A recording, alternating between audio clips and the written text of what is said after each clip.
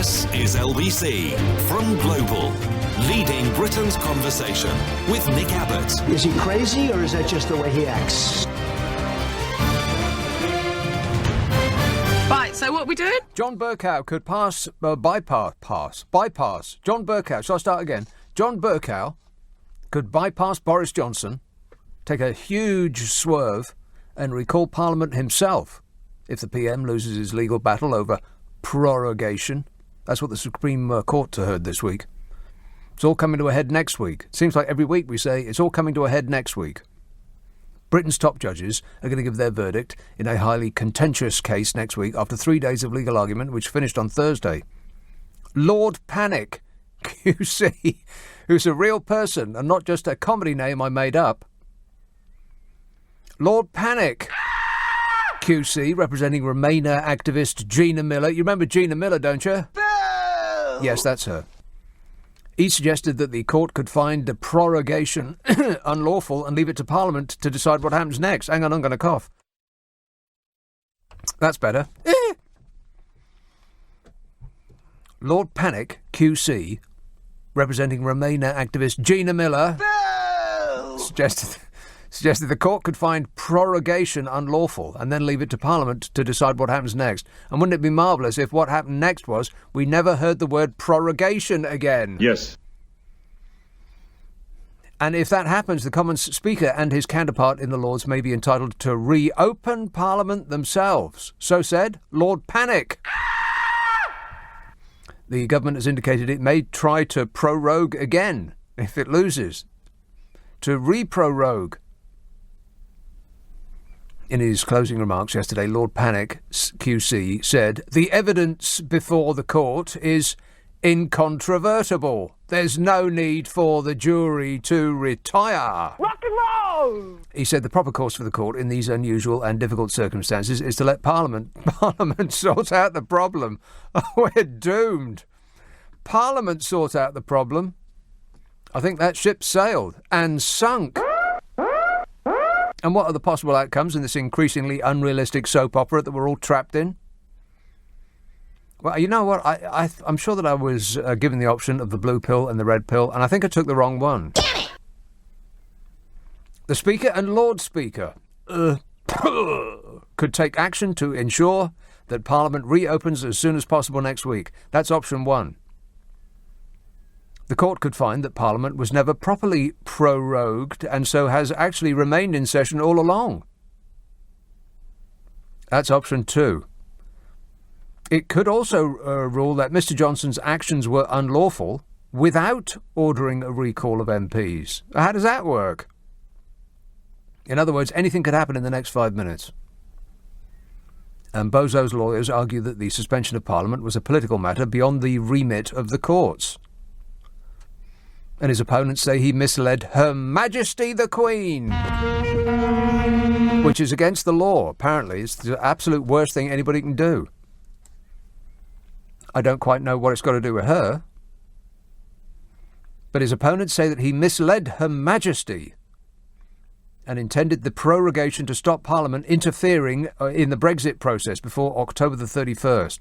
Interfering and fiddling about. Disgusting. Lord Panic told the court that his 5-week prorogation has prevented Parliament from carrying out its scrutiny functions. I don't know why that's funny, it just is. They've been unable to scrutinise it. And it has gone on for an exceptional length, for no rational reason, he said. Does anybody actually believe that Johnson shut Parliament because he needed to get a Queen's speech in? And because the session had been going on a very long time. I mean, does anybody actually buy that? I mean, it's just... Really? I mean, I know he says it, but people think, oh, yeah, right, sure. Yeah, whatever, Boris. I mean, was anybody buying that it had nothing to do with taking away the ability of our elected representatives to mark his homework? But anyway, the judges are going to give their decision early next week. Isn't it exciting? No. And the Queen, by the way, is still peeved about Dave. David Cameron angered the Queen apparently, even though nobody has actually heard from Her Majesty personally, because, she never says anything about anything, I bet you can't remember a single thing she's ever said, other than my husband and I, and that whole thing about a horrible anus. David Cameron angered the Queen after boasting that he leaned on her to intervene in the Scottish independence referendum.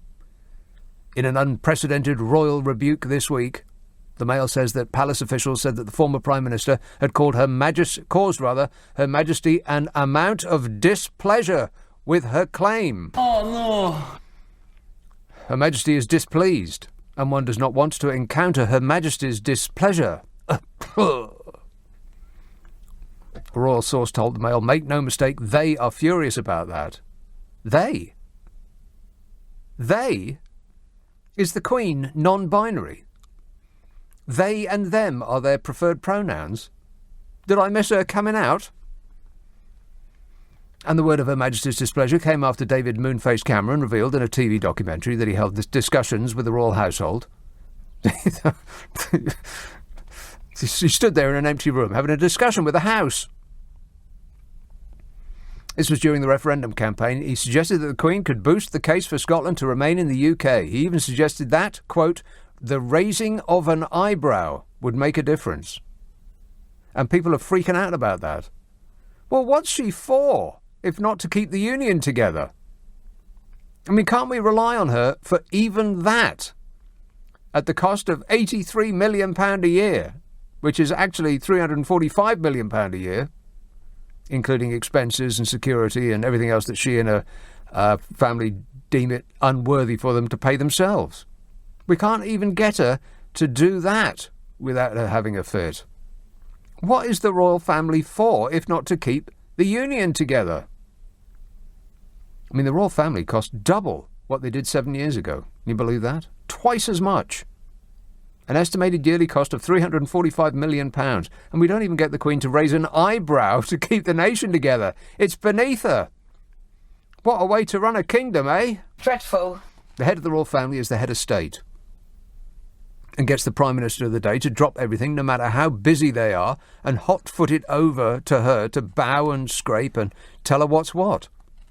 Like she can't just read it in the papers like the rest of us.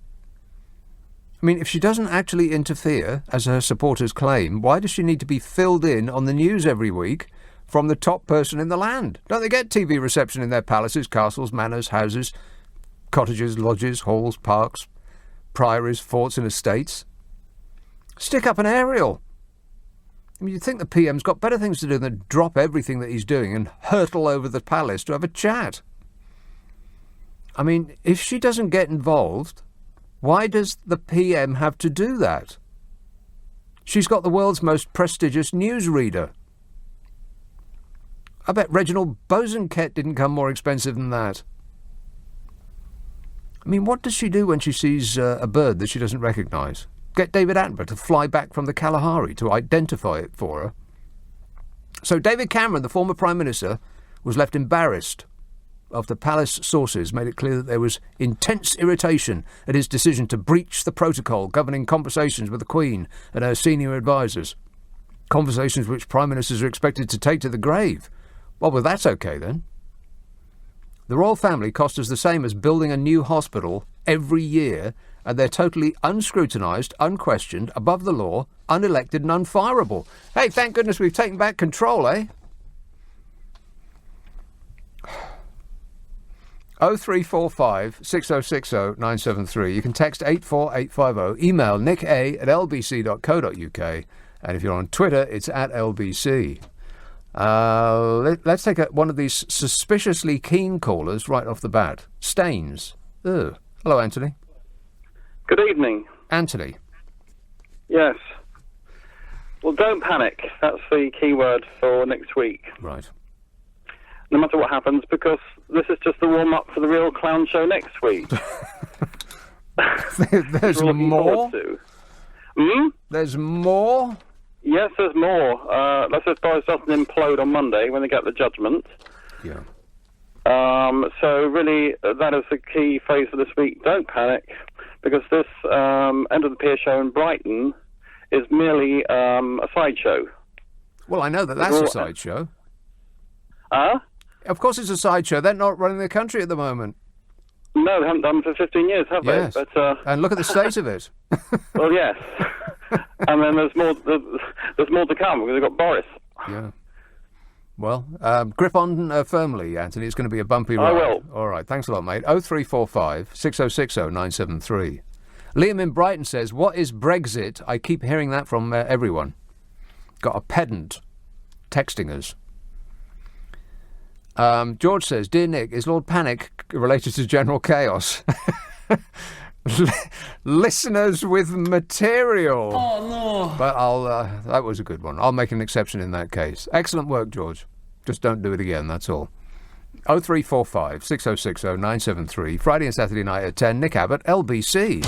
Follow LBC with Nick Abbott. Call 0345 6060 973. Tweet at LBC. Text 84850. Hang about, Nick. Listen. Now, what I'm trying to say to you is this, Nick, right? Joe emails Burko, and you know this as it's the only way you ever hear it, is pronounced C-O-E, not cow, C-O-W, like Moscow, or Moscow.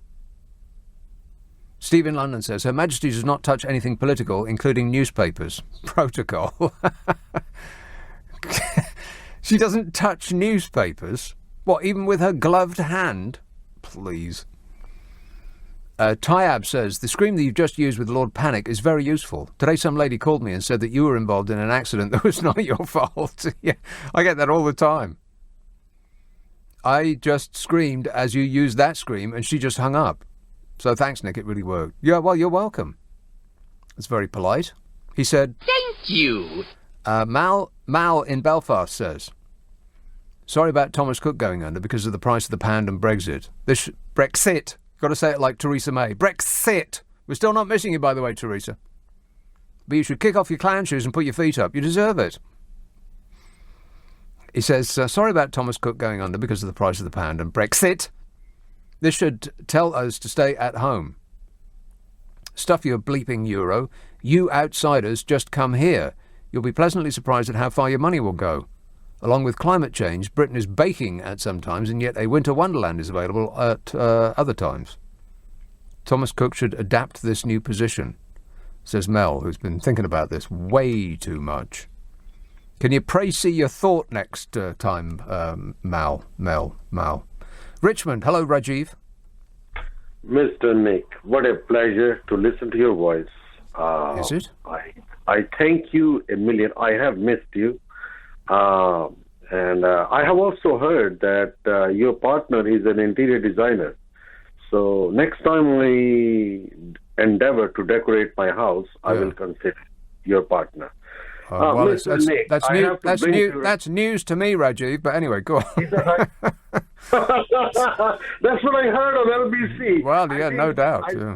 Don't tell me Steve Allen. Steve Allen's been spreading misinformation again. Liar! Anyway, get on with it. Anyway, Mr. Abbott, yeah. I just want to say to you that our London mayor has done a very, very hopeless job in protecting the Indian embassy in London. And but what's that got to do with him? What's that got to do with him?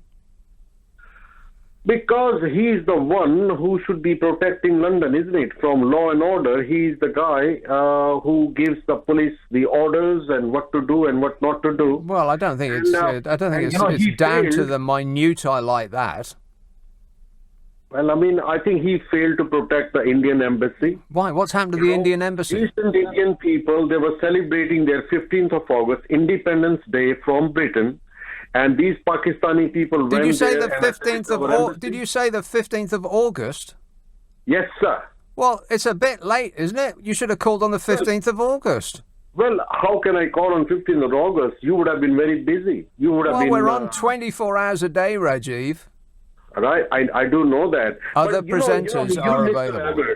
I just like to bring to your attention today, Mr. Modi right. Is in Europe. Hey, Rajiv, what's this got to do with what we're talking about? This is all very. I do bow to your great knowledge in this regard, and it's deeply uninteresting. But what on earth has it got to do with what we're talking about? I'm talking about the mayor of London. What a hopeless job he's doing of London. Yeah, that may be true, but it's got nothing to do with what I'm talking about, Rajiv. Well, what are you talking about? Tell me. That's an excellent question. That's going to be our topic from now until the end of time. What the hell am I talking about? Seriously. Anyway, Rajiv, you've missed me, but I can honestly say that I haven't missed you at all. Not one bit. But you keep on keeping on. Just do it somewhere else. Thanks a lot, mate. Kath in North Wales says it must be a royal like the royal we. Oh, this they thing. Yeah, Her Majesty is displeased, and they wrote it up as they are displeased. And Kath says it must be a royal they like the royal we. Thank you so much to you and your listeners for recommending the Blacklist TV show. I love it. I don't recall ever recommending such a thing because I've never heard of it. What's the Blacklist TV show? It must have been something you recommended, no? Well, I've never heard of it. Oh. Hey, Rajiv, what's the Blacklist TV show? I've never heard of it. What's the Blacklist TV show? That must be something you recommended. I've never heard of it. What we heard 6 seconds ago because we're on delay. He's put the phone down by the radio and turned it up really loud. He's a unique and special person. Coming in, I thought he was doing a really good impression of you. No.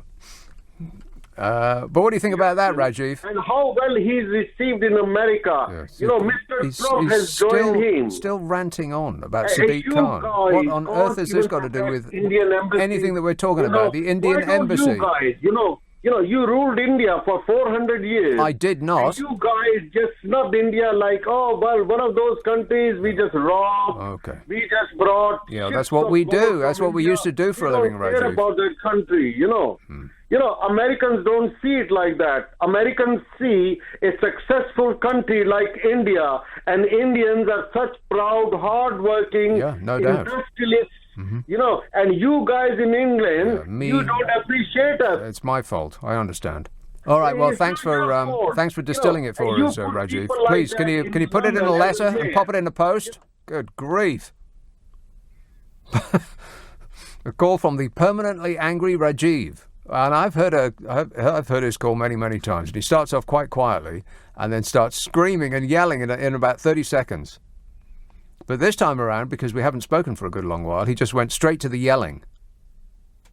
But I do wish you all the best, Rajiv. See, he's still yelling. You do that. If you don't provide the protection to Indian House, He's not even got the phone to his ear now. He's just holding it in front of his mouth and yelling. In fact, he may not actually have the phone on his person at all. He's just screaming out the window. Okay, I put the volume down. right? Okay. Down to 0 would be good. Whew. This says, did the chicken cross the prorogue to get to the neither side? Philip tweets, isn't Lord Panic head of chambers at the city law firm Scream, Panic and Run? Yeah, that's the fella. This says, does the royal family also get money from taxpayers in Commonwealth countries like Australia and Canada? Or is it just us dopes? Well, whenever they go to Commonwealth countries like Australia and Canada, they roll out the red carpet. In fact, they have a special one made. And everything is free. So in that regard, yes, they do get paid by everywhere they go. Everywhere they go, it's free. Ain't that right, Rajiv? You know, Nick. Nick, you are an intelligent guy, right? Well, more or and less. you are a presenter. Vaguely. You should see things Yeah, as you things do. are. Yeah, I and understand. these Pakistani people are doing this to Indians over here. Well, to why don't create you go and have a propaganda, discussion with them about it? right? Why don't you go talk to somebody who actually cares, Rajiv? Kashmir belongs to India, Oh. and India has very rightly taken it back. Okay. Over the next 2.5 hours, we'll just pop in and, touch base with Rajiv every now and again, see how he's feeling. Hey, Rajiv, Why'd you ask me that? This is a texter. Oh, okay. So a texter just came in. Ask Rajiv what he had for dinner. Hey, Rajiv. Rajiv. To India, and Mr. Modi Okay, is all going to right. take that I from understand. Pakistan. You're quite right. Hey, Rajiv. Why don't you highlight that? You guys run LBC, man. You're part of it and everything. I know. Right? And I'm just a shocking travesty of justice. But Rajiv, what we really... Rajiv, I'm trying to tell you that for 400... it's just impossible. How can anybody be that angry? So I guess we'll never know what he had for dinner, but whatever it was, didn't agree with him. It's left him a little dyspeptic. Mike says, I'm sure Her Majesty reads the Racing Post. Well, she only ever smiles when she's in the presence of horses, doesn't she? And every other moment in 7 days of the week, she's always got that glum look on her face, you know, and I mean that with the greatest possible respect. But she perks up when she's around horses or men in kilts. This says, Nick, I bet the Queen hopes that Corbyn becomes Prime Minister as he can take her some fresh veg from his allotment. What, because Fortnum's don't deliver anymore? And Matt in Lewisham says, yes, but the Queen and the royal family are a bit like the EU in a way. We pay them a budget each year, but we get back more in invisible earnings from tourism, jobs and infrastructure projects. Wrong. Incorrect. Oh, that tired old argument about the tourism thing. I must have had that conversation 100 times, and I've proven beyond a shadow of a doubt that a great number of tourists do not come here because of the presence of Her Majesty the Queen. Ain't that right, Rajiv? Can you imagine? He's still yelling at me. He's not really remotely interested or bothered in any way, shape or form that anybody's listening. He's on send really loudly. What the problem? See? We do not get more back in invisible earnings from tourism, jobs and infrastructure projects from gifting the royal family about £350 million a year. That's absolutely incorrect, but it's the only argument that royalists can come up with. If the Queen is not for keeping the union together, if we can't even rely on her to do that, to lift an eyebrow, that's what this is about. We've got people writing giant columns in newspapers of record. The Times, for crying out loud. The Mail. Pages and pages of outrage that Her Majesty was asked to raise an eyebrow to keep the union together. We're not even allowed to ask her to do that. What's she for? Just curious. Are you curious, Rajiv? It's just still going on. We're going to have to cut him off at some point because, other people want to shout at me as well. So I'll get into more of this later, but I think I need I think I need a massage or like a nap or something like that. A scalp massage. Can you get in here and give me a scalp massage? I'll get Rajiv to do it. Yeah, Hey, Rajiv. No, just in case he actually takes me up on it. Starts hanging around the building. 0345 6060 973. You can text 84850. Email nicka@lbc.co.uk. And if you're on Twitter, it's @LBC. Friday and Saturday night at 10, Nick Abbot, LBC. Hey, look, it's 10:30. The news headlines with Zora Solomon. Labour's LBC with Nick Abbot. Call 0345 6060 973. Tweet @LBC. Text 84850. Well, the whole world's gone crazy. Yeah, so columnists have been going on and on about this Queen thing and how she's very, very upset and the palace made its displeasure, apparent. Matthew Parris went on about it today in the Times, and Richard Kay was banging on about it in the Mail. Vast acres of print have been dedicated to this. It appears to be the most outrageous thing that anybody's ever done. Disclosing the conversations that the Prime Minister of the day has had with Her Majesty. Richard Kay says no figure in public life has a greater capacity for patience, nor had the forbearance tested more often than the Queen. Oh, please. The Queen's got no patience. You aren't even allowed to eat what's on your plate in her presence if she stops eating before you've finished. I mean, that's not just impatient, it's rude. I mean, can you imagine if you had people over to dinner and you weren't feeling hungry, so you whisked the food right out from in front of your guests because you didn't want any more? I mean, do you remember all that fuss about Donald Trump making her wait 5 minutes when he came over the first time? We were practically on a war footing. If she's got so much patience, how come all her servants and supporters insist that she's never kept waiting? It must come from somewhere. Richard Kay says, in recent times, provocations have come thick and fast, but still she has weathered them all with the same remarkable self-restraint that has so often served her through 67 years as a monarch. Yesterday, however, she showed signs that there is a breaking point. The stern rebuke from Buckingham Palace to former Prime Minister David Cameron for speaking out about how he sought her help ahead of the Scottish independence vote in 2014 is the clearest signal that she considered it is not only a mere breach of good manners, plenty of politicians, including ministers, have done that in the past, but an abuse of the sacred trust that must exist between sovereign and Prime Minister. Well, how about the sacred trust between the sovereign and the poor dopes who pay for a family's fabulous unequalled lifestyle? I mean, we get to doff our caps and shut up. That our elected leader has to defer to an unelected head of state in secret, the details of their conversations never revealed, is absurd.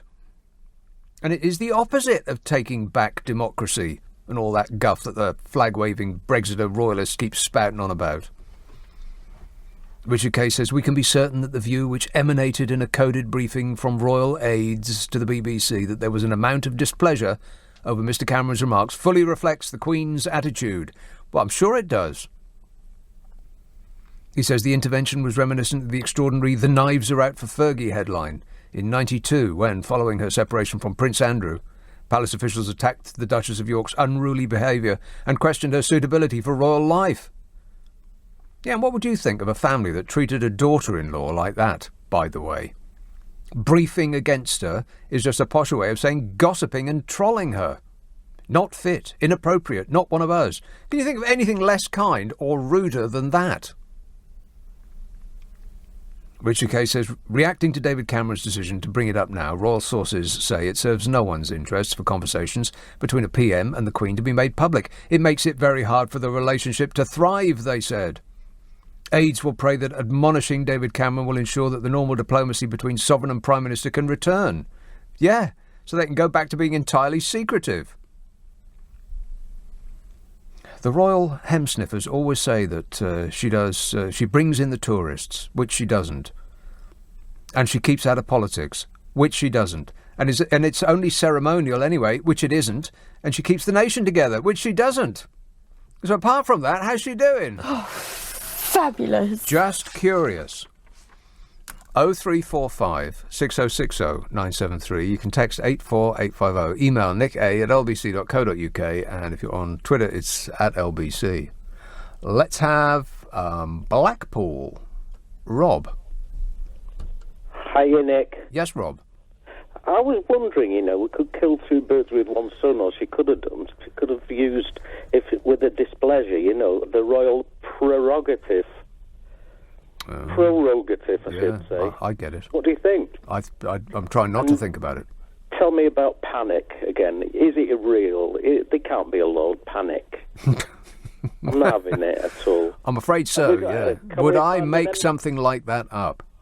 Can we find an MP called Mannering as well to go with it? So we can say, no, panic, Mr. Mannering. It's just unreal, isn't it, the whole thing set up? I think I'm living in an alternate reality. I've stepped through the looking glass. I do. I'm convinced of it.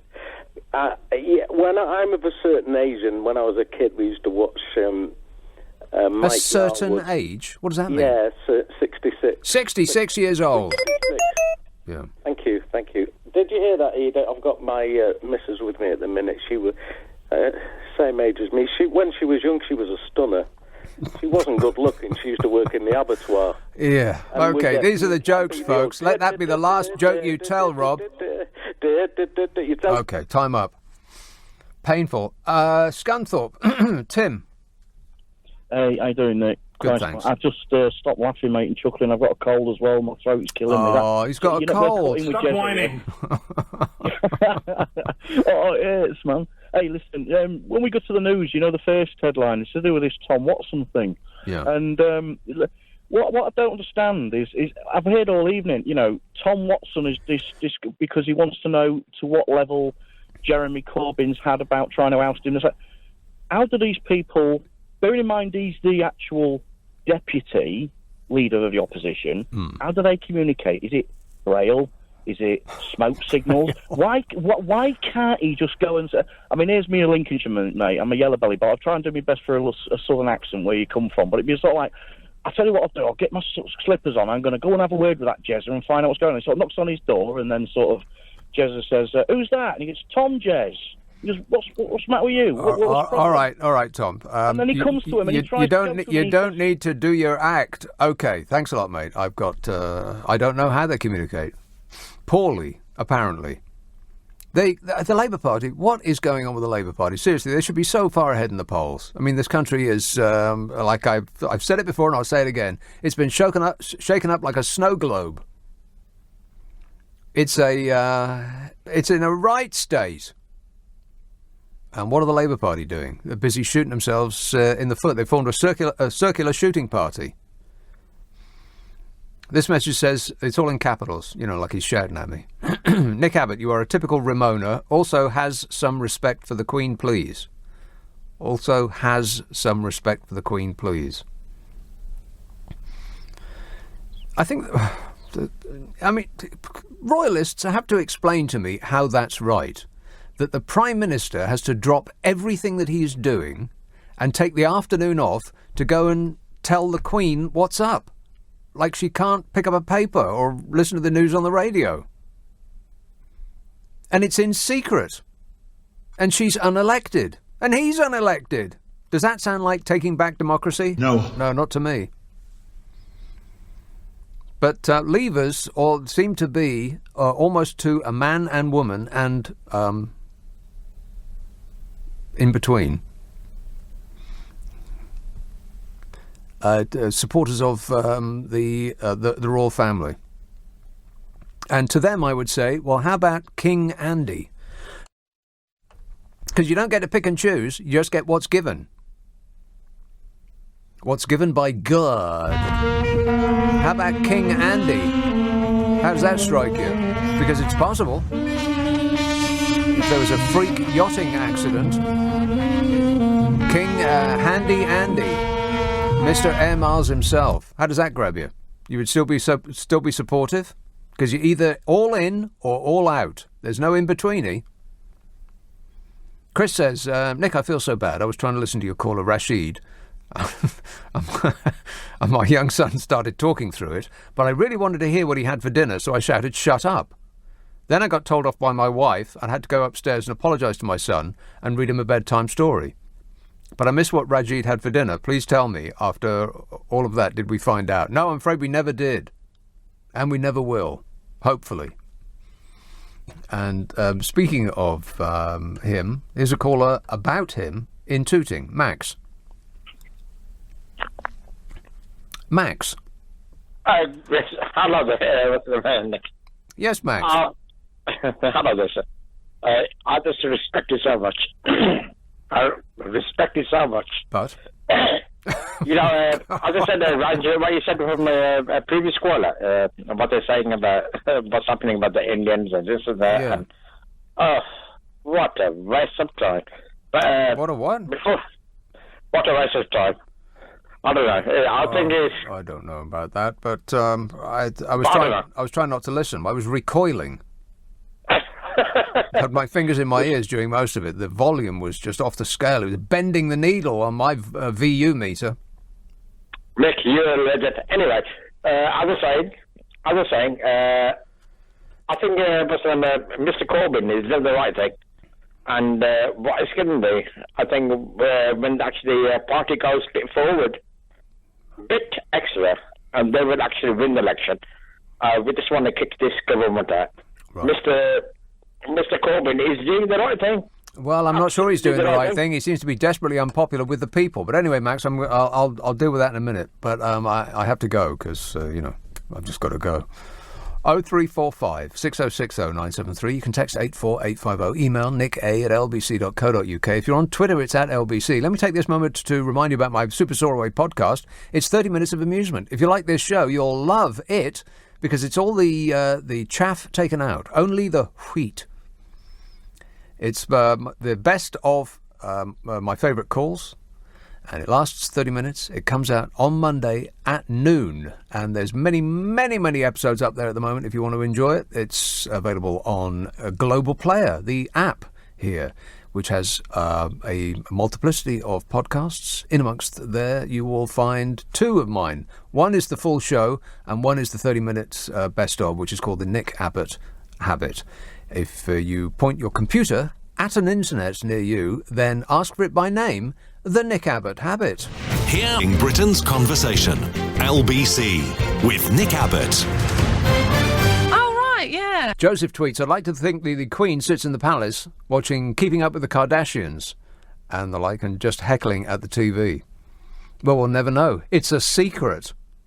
This says, Abbott, I can't stand these people who phone you up and tell you how great you are. Having said that, great show. Please call me back so I can tell you. I absolutely will do that straight away. Darren in Suffolk says, if I'm not mistaken, you're making subtle comments tonight in order to curry favour with our betters and get a knighthood. Oh, you've rumbled my ruse. And James says, all in capitals with, peppered with exclamation marks, Nick Abbott, lay off our royal family. They are royal.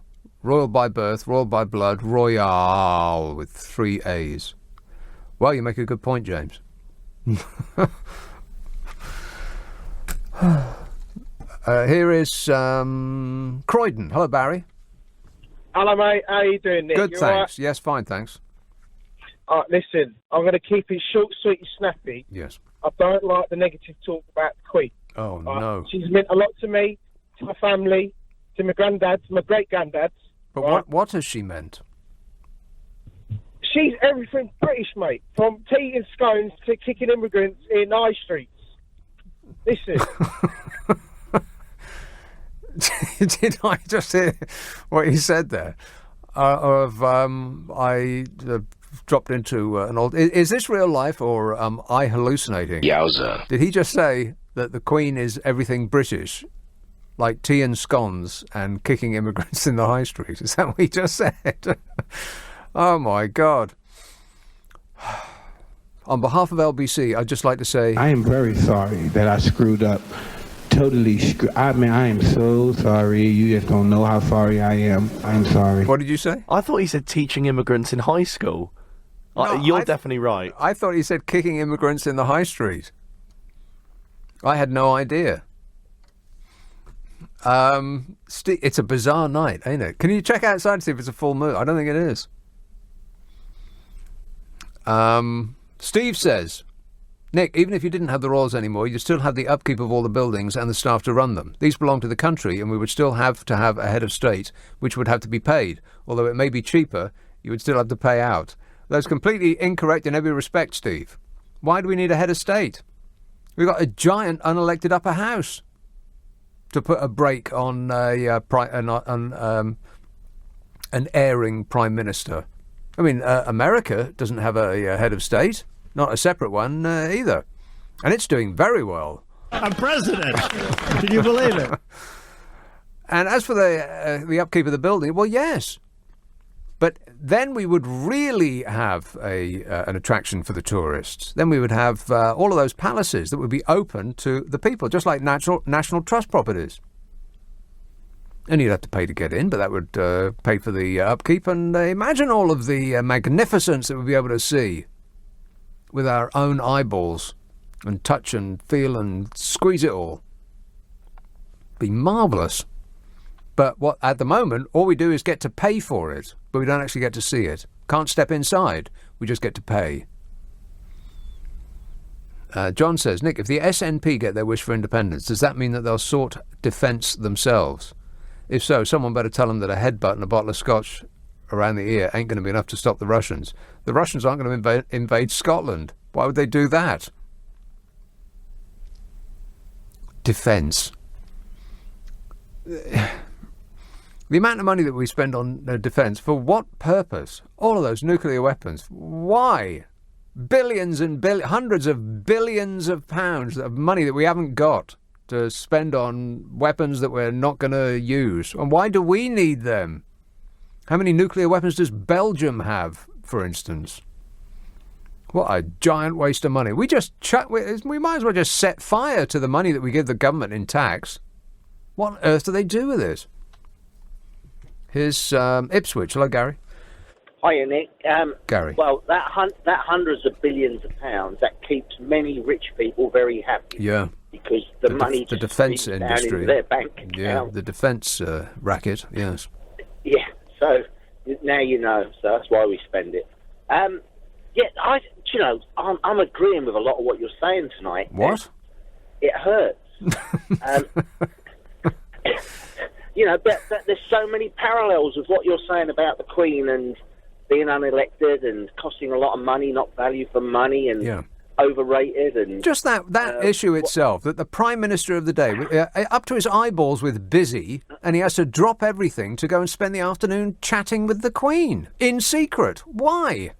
Well, they're all interrelated, isn't Cameron the Queen's nephew from about sort of 10 down or something? Well, we're all the Queen's nephew from about 10 down. Yeah. So what I was saying was, agreeing with a lot of what you're saying, but there's so many parallels with the EU. Unelected leaders, you've got given what you've given. They're not valued for money. They cost us more than what we're putting in. All of that's completely wrong, Gary, as you must know. That's your spin on it. But no, it's not my spin. It's the truth. My spin on it is wait a minute. All this nonsense about unelected European Union. Well, if anything is the opposite of democratic, it's this country. We have an unelected leader who answers to an unelected head of state who is overseen by an unelected upper house. Well, you look at the disdain that the European leaders are putting upon our country. Well, are you surprised the grief and aggravation that we've caused them over the last 3 years? I'm surprised they haven't chucked us out. But the people that have caused that aggravation are people like Theresa May that didn't deal with the issue. Us. We have. Our lot. Our side. Yeah, because she didn't want to leave. She was messing about. She was playing a game. That's completely incorrect, Gary. That if they just okayed that perfectly fine deal that she came back with, we'd be out by now and we'd be talking about something else. But it's still going on, dragging on, making this country the laughing stock of the world. Holy moly! Donald Trump is running America, and we are the laughing stock of the world. Oh, shut up! How embarrassing is that? Yes, we absolutely are. The rest of the world is just looking at us with their mouths open. Tomorrow, when we start our campaign for winning the World Cup, and then we will hold the Cricket World Cup, and then the Rugby World Cup, and then hopefully we'll win the Euros next year, you'll be thinking, wow, isn't our country great, instead of knocking it. Yeah, I'll be thinking, wow, somebody must have slipped something in my drink. Well, what I don't get is tomorrow we're going to have about 3 different national anthems. We're going to have the Scottish playing theirs. We're going to have the Welsh playing theirs. What's tomorrow? And, on the rugby scene. Rugby. Oh, well, I'm certainly glad you brought rugby up. Boring. God, and we'll be not playing remotely the interested. How is that even a sport? Rugby is just a bunch of steroidal freaks running into each other.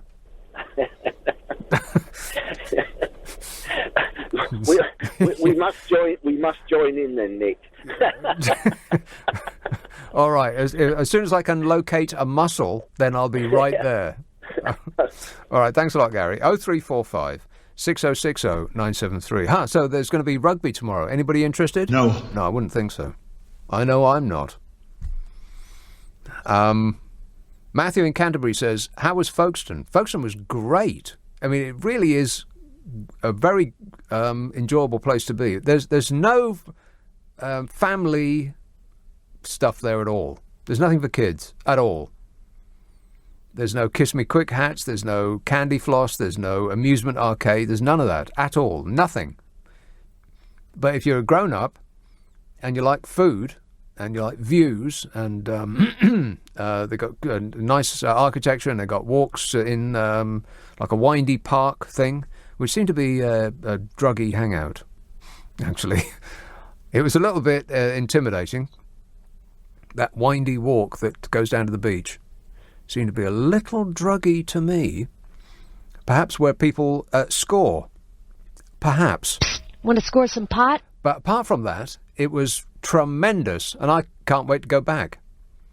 Anyway, he says, when will you visit Broadstairs, a beautifully charming seaside town with great bars, one of which is an old bookshop with a bar in the middle. It's well worth a visit. Well, a bookshop with a bar in the middle gets my vote. I mean, the bar part, not the actual, not the books part. I mean, nobody's interested in them anymore, are they? They tempt you in with alcohol, and then they thrust books at you. I mean, that's just cruel. 0345 6060 973. Text 84850. Email nick@lbc.co.uk. And if you're on Twitter, it's @LBC. Friday and Saturday night at 10. Nick Abbott, LBC. This is LBC from Global, leading Britain's conversation with Nick Abbott.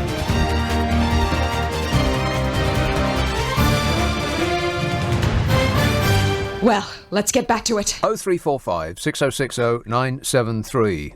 Glenn in Tipton says, if you're such a believer in global warming, then how come it's been the wettest August since records began? It doesn't add up.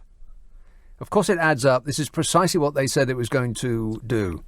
Global warming. It's going to become much more unpredictable, much more extreme weather. We've just had the hottest month in the history of ever since dinosaurs roamed the earth 6,000 years ago. And they said that it was going to be warmer here and wetter, and that's precisely what it's been. I think we've just had the hottest temperature that's ever been recorded in this country. And it's also been the wettest July ever. So all the scientists were completely correct in every respect. But still people don't believe. And I think that they don't believe for two reasons. First, they think that it's a loony lefty thing to do, and if you've associated yourself with the right, then you automatically disagree with anything that somebody from the left says, and it will really upset the liberals if you pollute the environment more. I mean, not your personal area, of course. Nobody wants to have rubbish dropped in their own garden, but other people's gardens, who cares?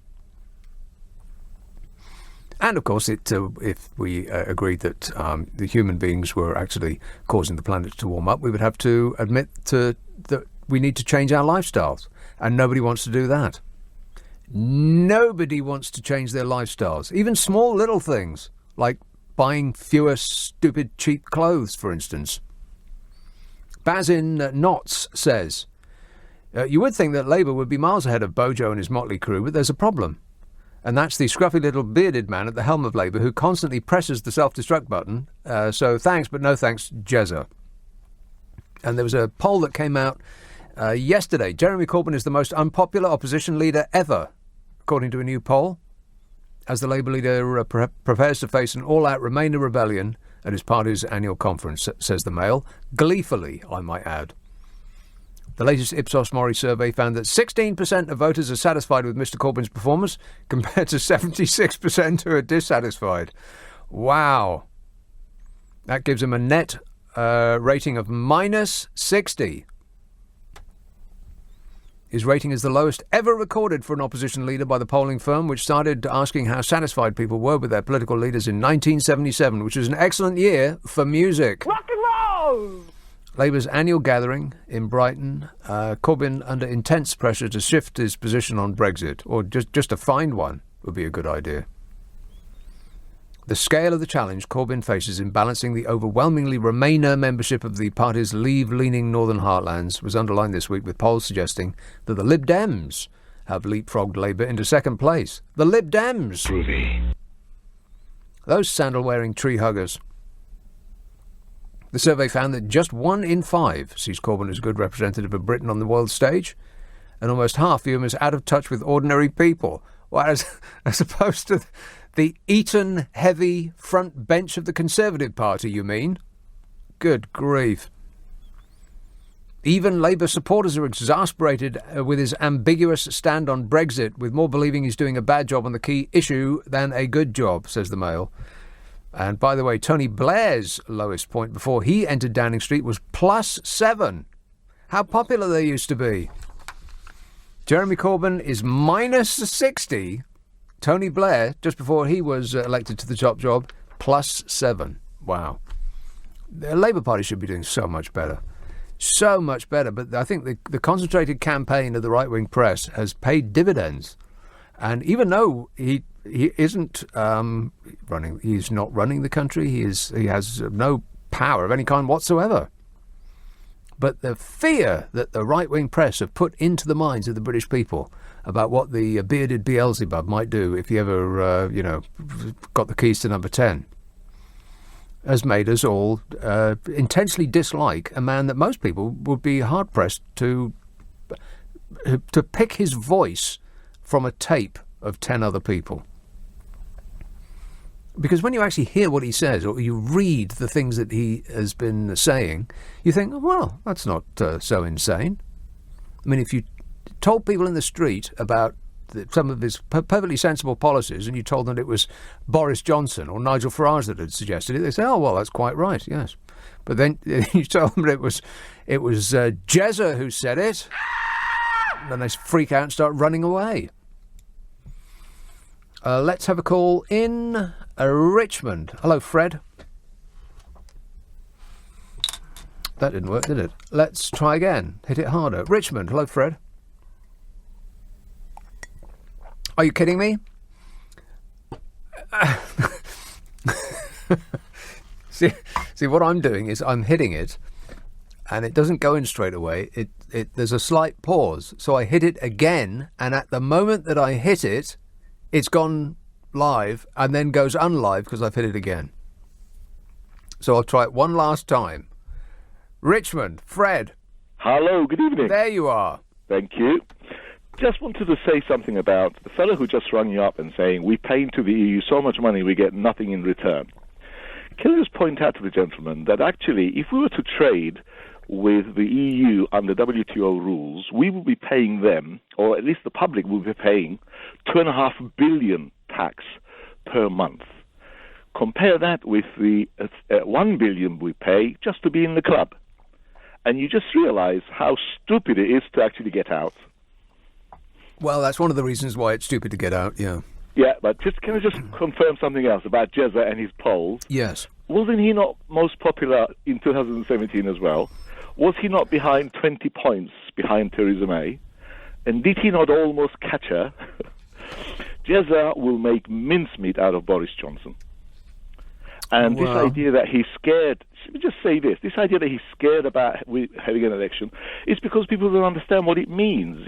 If he allowed Bojo to go for an election, he would change the date to 5th of November, which means we will drop out of EU without any say-so whatsoever. It is outrageous what's happening. It really is. Absolutely. It's the complete opposite to everything that we were promised. We were going to take back democracy, but democracy has just been whipped out from underneath this entire country. Absolutely. And it's just unbelievable. They're saying how undemocratic EU is, and yet we are even more undemocratic than they are.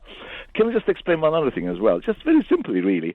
The plan is this. I mean, I'm only a morsel, I should say, Labour member. I'm not really involved in politics as such. But the idea is we'll give the man a chance to go to Europe and come back with nothing, because he promised he would come back with a deal better than what we have when we were in. Let him go there and come back with nothing. And then we can say, now, thank you very much, sir, goodbye, and overthrow him. Corbyn will get in, couple of weeks, extend, call for an election, job done.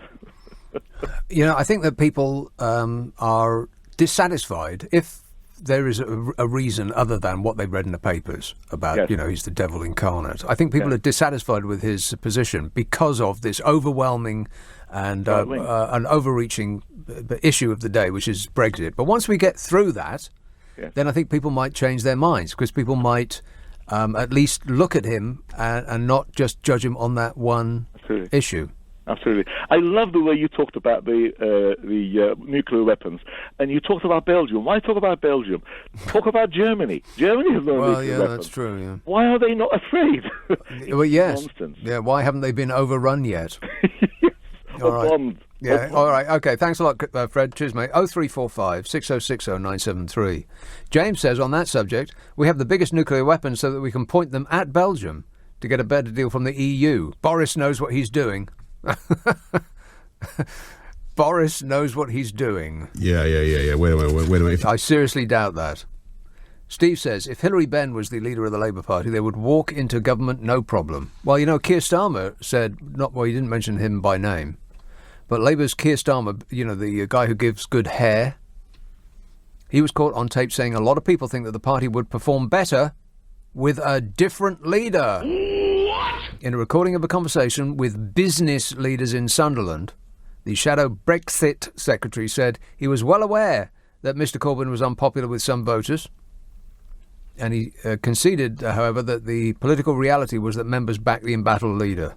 Well, they certainly do. I mean, the other two major parties have had three leaders in the time that Uncle Jezza has been the one leader of the Labour Party. Keir Starmer says, I'm well aware from the discussions around the United Kingdom and door-knocking and campaigning and canvassing that a lot of people think we would be better with a different leader. Well, I mean, that's hardly a killer revelation, though, is it? That's just a fact. A lot of people think that Labour would do better with a different leader. That's not Keir Starmer talking out of class.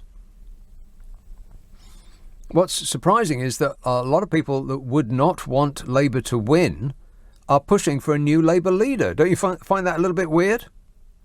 Like the right-wing press, the newspapers, who do not want Labour in power at all, but seem to be determined to paint Jezza as unelectable.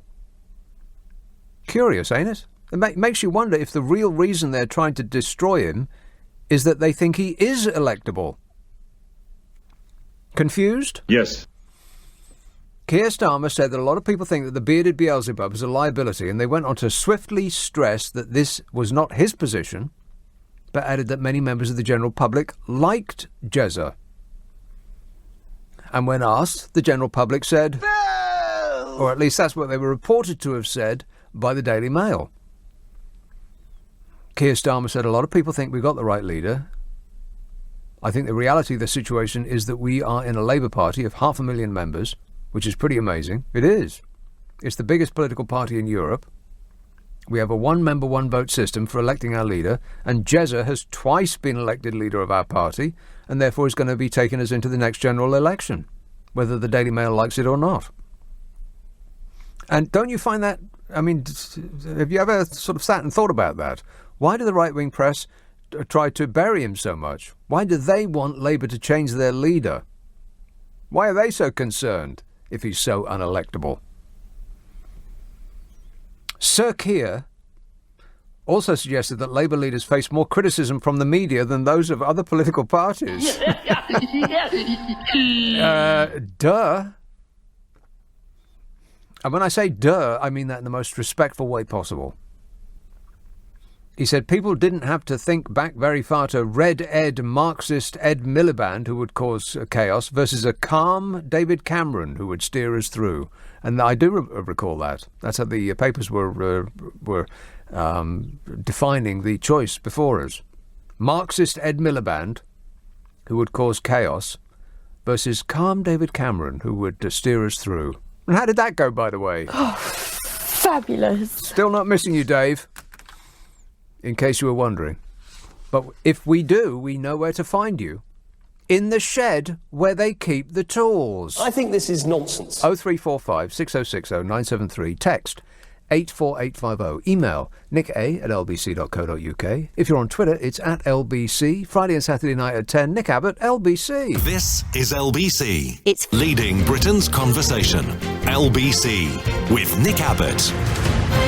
Thank you for holding. Your call's important to us. Yes, a call in Cannock. Hello, Mel. All right, mate. Nick, how are you? Good, thanks. What's this about you want to get rid of the Queen? What are you going to do when How are you going to get united, mate? That does present a problem. United. Yeah. It's not that I want to get rid of her. I just don't think that it's necessary to spend £350 million a year on the royal family. Let's build a hospital a year instead. Yeah, Better. But are you going to refuse a knighthood? I don't think that eventuality will ever come to pass, Mel. You'll go there and you'll bow your head like the rest of them do. I remember Prescott saying he would never go in the House of Lords. Another liar. But, yeah. Well, I don't recall that, but anyway. Yeah, he did. Well, if you say so, Mel. Yeah, that he wouldn't go into the House of Lords. That's when he was an MP. I would go in the House of Lords, absolutely. I mean, it's the best free club in the world. Yeah, free. Go, just pop in, get your £300 and pop back out again. Well, have yourself a subsidised lunch, make some contacts in the world of business, sign up to be a non-executive director. You get 10 of those and you put your feet up and earn £1 million a year, no problemo. Yeah, it's a good job if you can get it. Mind you, an MP's not a bad job. I mean, look at Jeremy. I'm not sure. Being an MP, who in their right mind would want to be an MP these days? I don't know, like I say, Jeremy's been sitting on them back benches for 30 years collecting his wages, so... Well, he must be doing something to keep the being... he must be doing something right for the people to keep voting him in. I mean, that's what I don't like about socialists. They all go on about, we're going to look after the poor. They're all millionaires. I mean, kidding. Well, what's that got to do with it? What a stupid thing to say, Mel. I mean, you're against socialism. How about the NHS? The NHS? Yeah, well, they could give their millions to the NHS. Yeah, but you're against socialism, but I presume you're for the NHS, yes? Yeah. Okay, you're for the police? Right and left. Are you for the armed forces? Are you for the fire service? Are you for the people who come around and fix the road outside your house, or collect your rubbish? You're for all of those things, but you're against socialism. Okay, I get it. You've obviously thought about it a lot. Thanks a lot, Mel. Here's Chatham. Maria. Oh, hello, Nick. Maria. Yeah, I absolutely agree with everything you say. What? Well, honestly, it's so refreshing. I'm not sure that's a good thing. Oh, yeah, well, it is for me. I think we've been so successful, this country, at persuading people to vote against their best interest. Yeah, well, that is true. Yeah, I mean, as you say, it's demonisation of socialism and the Labour Party. I mean, someone mentioned Hillary Benn would be more appealing. I probably agree there, but I think I will probably vote Labour if there's an election because of three parties. I think they would best be in my interests, as it were, with the policies. Well, it does always surprise me when people who have nothing are persuaded to vote for a cabinet of multi-millionaires who went to private school, as though they are would be remotely interested in the lives of the poor and the dispossessed. It doesn't seem likely to me.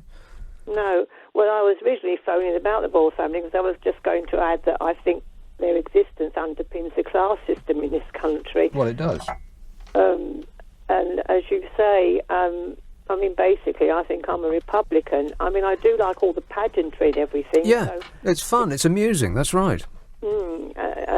And watching the change of the guards, etc. And I thought, well, maybe you could still have that with a president. Yeah, without the dysfunctional family that is appended to it, and all the cap doffing and everything that goes with that. You know, handing out badges twice a year to their favoured men and women, so that they get to monetize those fancy titles and sit in luxury for the rest of their lives.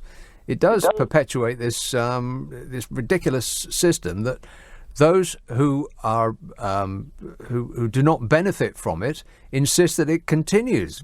I think we've all been hypnotised. Well, it's conflated with sort of the idea that you're unpatriotic if you're not a royalist. Yeah, exactly. I'm thinking if we leave the EU the way things are going, especially this crashing out, I think we'll be like, apart from a bargain basement Singapore and a mixture of that, and like Ruritania with a royal family. It's just preposterous. It's like we're living in a Disney cartoon, calling people princess and your majesty. And I mean, if you just sit and think about what it is that we're doing, it's ridiculous. I notice she always wears gloves. I mean, Well, she doesn't want to touch them, any plebs. I heard that she only wears them once. And then, once she's actually shaken somebody's hand briefly, has them burnt. Mind you, if I could get away with it, I'd wear gloves all the time. Especially on public transport, holding those greasy poles. Disgusting. Ugh. Yeah. I go to great trouble to try and get hold of the bit of the door I think no one else has touched. Yeah, me too, yeah. And there's always a bit. It's always a bit greasy, or there's a chunk of some sort on it. Yeah. All right. Thanks a lot, Maria. All right. Cheers, my dear. 0345 6060 973. Craig says we cannot risk the chaos of a Corbyn government. Much better to stick with the tranquility that we have at the moment. Yeah, that's right. Yeah, everything is going extremely well, isn't it? Here we go. Okay. There was an article in the Times of all newspapers about... No, wait a minute. I've got that wrong. No, it was The Guardian, just as you would expect. There was an article in The Guardian about the Labour Party being considered as safe hands by certain institutions that you would be surprised to learn might welcome a Labour Party. This was Andy Beckett writing in The Guardian. Beneath all the noise of Brexit, an unexpected question is quietly being asked in British politics as an election nears. Is a Jeremy Corbyn government actually the safe option? If you've been persuaded by the years of warnings from most of the media and countless politicians that such a government would be extreme, chaotic, authoritarian and doomed to failure, you might find this question ridiculous. Yet people in unexpected places are starting to consider a Corbyn government less risky than the alternatives. Earlier this month, Oliver Harvey, an analyst for Deutsche Bank in the City of London, told The Telegraph, "We see the magnitude of economic damage caused by a no-deal Brexit as much higher than that caused by policies proposed by the last Labour manifesto." In the same article, Christian Schulz, an analyst for Citibank, noted approvingly that Labour had become more decisively pro-EU, while a fiscally profligate no-deal Conservative government had become less enticing. Off the record, other senior people in the city say the Shadow Chancellor, John MacDonald, is a serious and intriguing figure, a supposed Marxist who looks and sometimes talks a bit like a bank manager. A similar thaw is underway in the more thoughtful parts of the business press, with Western capitalism having a crisis of confidence at the very least. This week the Financial Times announced capitalism, time for a reset. And the FT's published a succession of long articles about Labour's new establishment. And the scale of coverage has suggested a degree of respect, and that corporate Britain needs to understand Corbynism and be prepared to make some accommodations with it. Meanwhile, even some Conservatives have been daring to say the unsayable. Tory MP Guto Bebb said that a short-term caretaker Corbyn government would be less damaging than a no-deal Brexit. And a fortnight ago, the former Chancellor Ken Clarke made the same suggestion. On the face of it, the shift is all about stopping or moderating Brexit at any cost. A little less obviously, it's about the condition of the Conservative government, its snowballing incompetence, its increasingly manic and fantastical policies, its disregard for democracy and the law, its readiness to break up the MP, and its shallow pool of talent after almost a decade in power. Since Corbyn became a Labour leader, he and MacDonald have worked hard to seem more respectable. During Corbyn's decades on the backbenches, he was a bit of a scruffy ranter. But in the Commons these days, with his neat white beard and his stern glasses, he often acts more like a veteran school inspector, casting a disapproving eye over the government's shoddy work. Both he and MacDonald now wear trim suits and ties to most public occasions. The contrast with Boris Johnson and Dominic Cummings' careless dishevelment might make a good election poster. This air of solidity is not a complete illusion. Since Corbyn took over Labour, the Tories and the Liberal Democrats have each had 3 leaders. Meanwhile, Labour's policies, relentlessly dismissed as weird and naive by newspapers that saw no downsides to austerity and Brexit, have in fact often carefully gone with the grain of public opinion. Renationalise the railways, raise taxes on the rich, put more police on the streets, avoid fighting foreign wars that lead to terrorism. Potent governments, such as Tony Blair's or Margaret Thatcher's, usually have a good understanding of how most voters are thinking and living. Under Corbyn, Labour is at least trying to do the same by beginning to confront the crises of capitalism and the climate breakdown and how they affect people's everyday lives. In less than half a decade, despite never being in power and only rarely leading in the polls, Corbyn's Labour have helped crystallise a widespread feeling that free market capitalism has run its course. Public spending needs to rise, and the way we manage society and the economy needs to change. But Labour's new respectability brings dangers. First, do British voters actually want a sober, reforming government? The polls currently suggest not. Since Johnson began his cartoonish premiership, Labour have been consistently behind. Another problem for Labour is that clearing up messes left by the Conservative governments can be a thankless task. In 1974, Wilson's second administration inherited an economic and industrial relations crisis from the disastrous 1970-74 premiership of Edward Heath. Wilson never quite managed to resolve the crisis, and soon his party was blamed for it. So much so that Britain's struggles during the 1970s have been synonymous with Labour ever since. So says Andy Beckett in The Guardian. It's an excellent column and I commend it to the House. So, institutions that you might be surprised at are thinking about the prospect of a Labour government and not freaking out about it. All it needs is the people to come around and he might be a shoo-in. Or we just do Brexit, or in whatever way it materialises, and then once that's over, then people can judge Corbyn, on what he says out with that issue.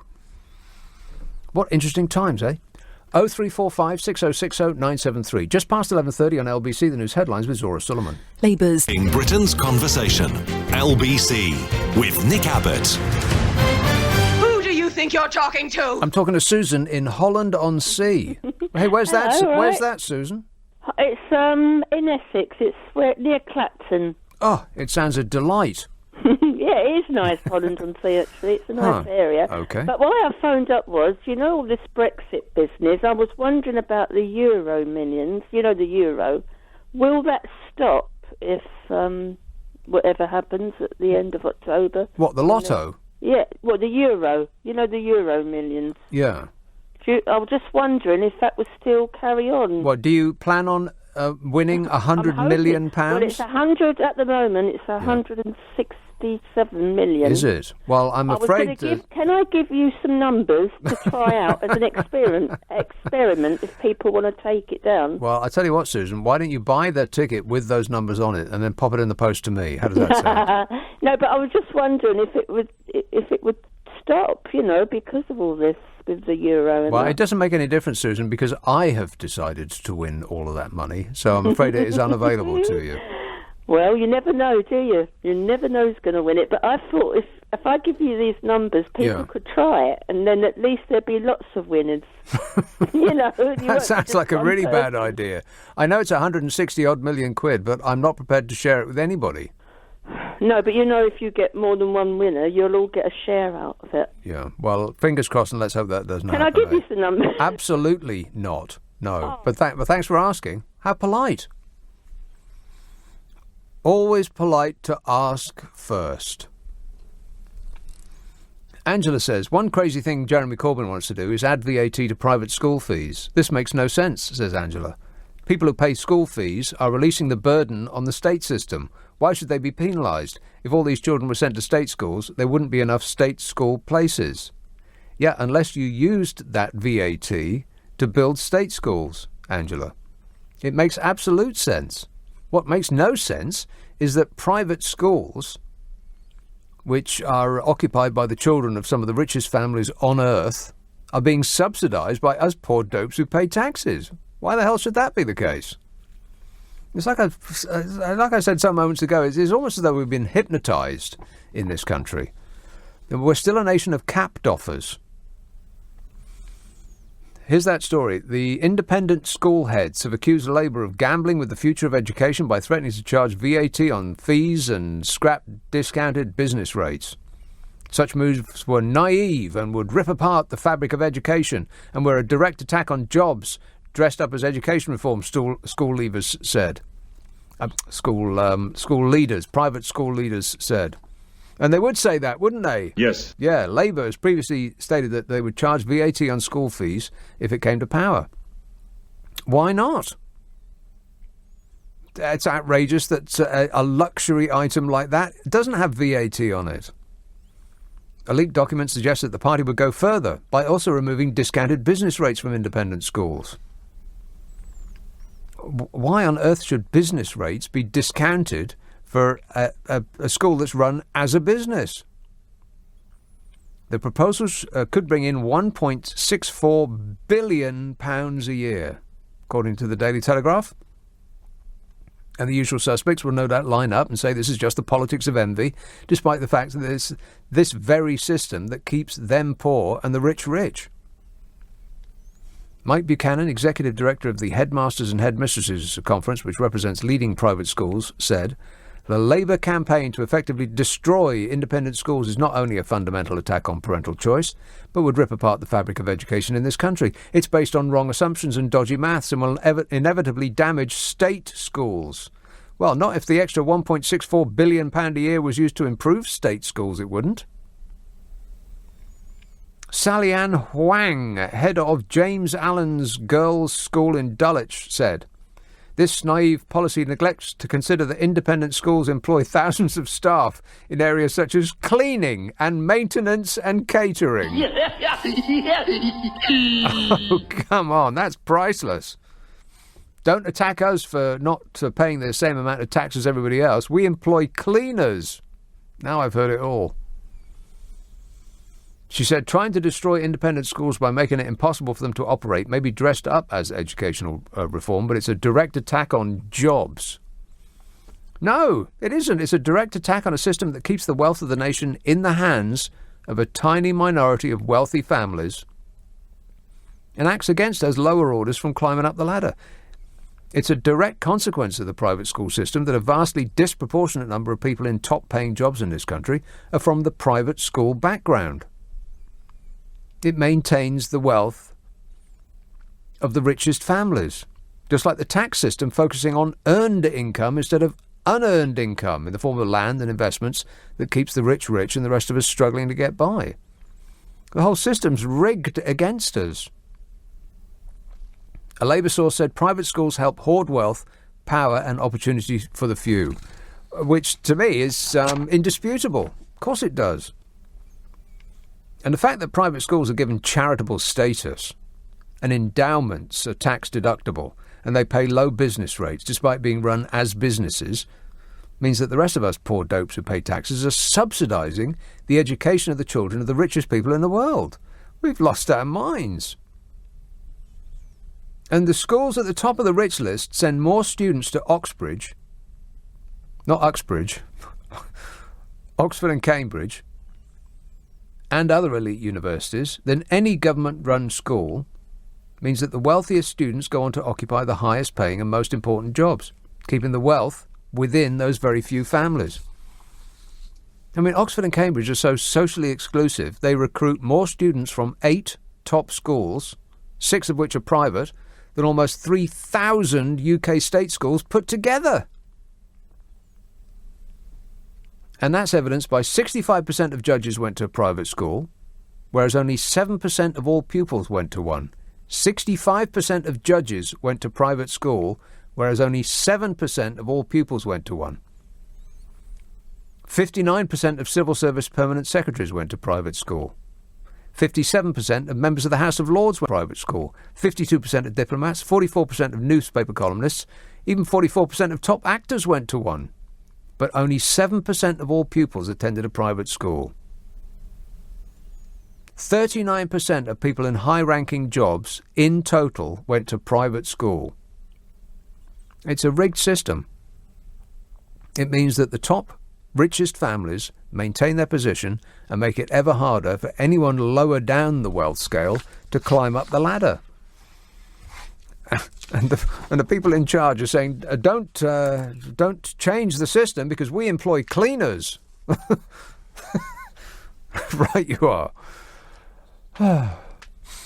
0345 6060 973. Let's have Dagenham. Hello, Jackson. Hello, Nick. How are you? Good, thanks.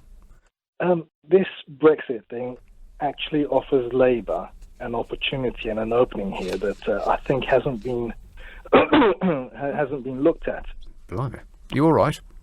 Yeah. Just a little. I came back from the hospital, speaking to someone on the bus from Dagenham, and I thought he was going to say Brexit is a good thing, but actually he said Brexit was a bad thing, and this is a Millwall supporter, would you believe it?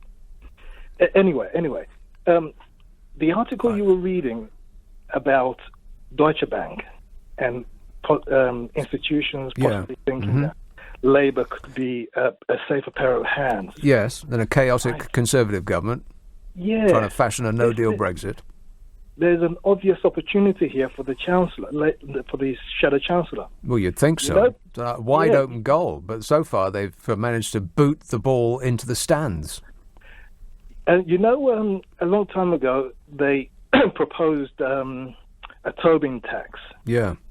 For city transactions. Mm-hmm. What about if Labour, in due course, said we're going to campaign to remain, but what we're going to do in one of our policies is institute a Tobin tax? I think the city would jump at it. They would rather have a Tobin tax than leave Europe. Labour can then put that Tobin tax to the NHS, to ring-fence it, part of it for the NHS. Yeah, it could be £350 million a week. More than that. Yeah, no doubt. They could scrap the VAT for these public schools, but then insist on these public schools provide their excellence approach in education to the comprehensives up and down the country. Well, however, just put VAT, just make them pay tax like any other business. I mean, why should a luxury product like that maintains the divisions in society and makes social advancement incredibly difficult? Why should us poor dopes who pay taxes subsidise that? It's preposterous. Well, Nick, you and I know that is a good idea. However, the right-wing press will use it as a stick to beat Labour. Well, they'll freak out, yeah. Exactly. So I think what they should do is provide a Tobin tax for the city, something the city will jump at while staying in the EU, and the portion of that Tobin tax is used to ask private schools to provide their excellence in comprehensive schools. However, how are they going to do that? Just by farming out their teachers? Some of them, a portion of them, or just what do they call it nowadays? What is they call? I forget the word for it now. Provide direction. Okay. To comprehensive schools. Right. And if they don't, or if they're unwilling to, they could get out their cane collection. Yeah, and if they're unwilling to, then that school will have to pay VAT. However, if they do wish to consult with comprehensive schools up and down the country, then they're exempt from VAT. Right. Well, I don't think that. I mean, people know how to teach kids. You don't need to get people from private education to teach people how to teach people. Just tax them like every other business, and problem solved. £1.64 billion a year. If you could just spread that all over state schools, then that you would think that would at least have some sort of positive effect. Of course. Anyway, Jackson, I've got to go. Thanks a lot, mate. 0345 6060 973. This says, I don't believe all the negatives published by the mainly right-wing press about Jeremy Corbyn. He's one cool guy and my hero. It all shows how fearful they are that he'd get in. A cool guy. And my hero. Huh. And Chris says, is it true that Jeremy Corbyn was privately educated? I don't know, is it? I wouldn't be surprised. It would be par for the course. Because he's in the position that he's in, it would be more likely than not that he was privately educated. 7% of people went to private education, and yet 40% of all top jobs in this country are occupied by people who went through private education. 0345 6060 973 Friday and Saturday night at 10, Nick Abbott, LBC. The Britain's Conversation, LBC, with Nick Abbott.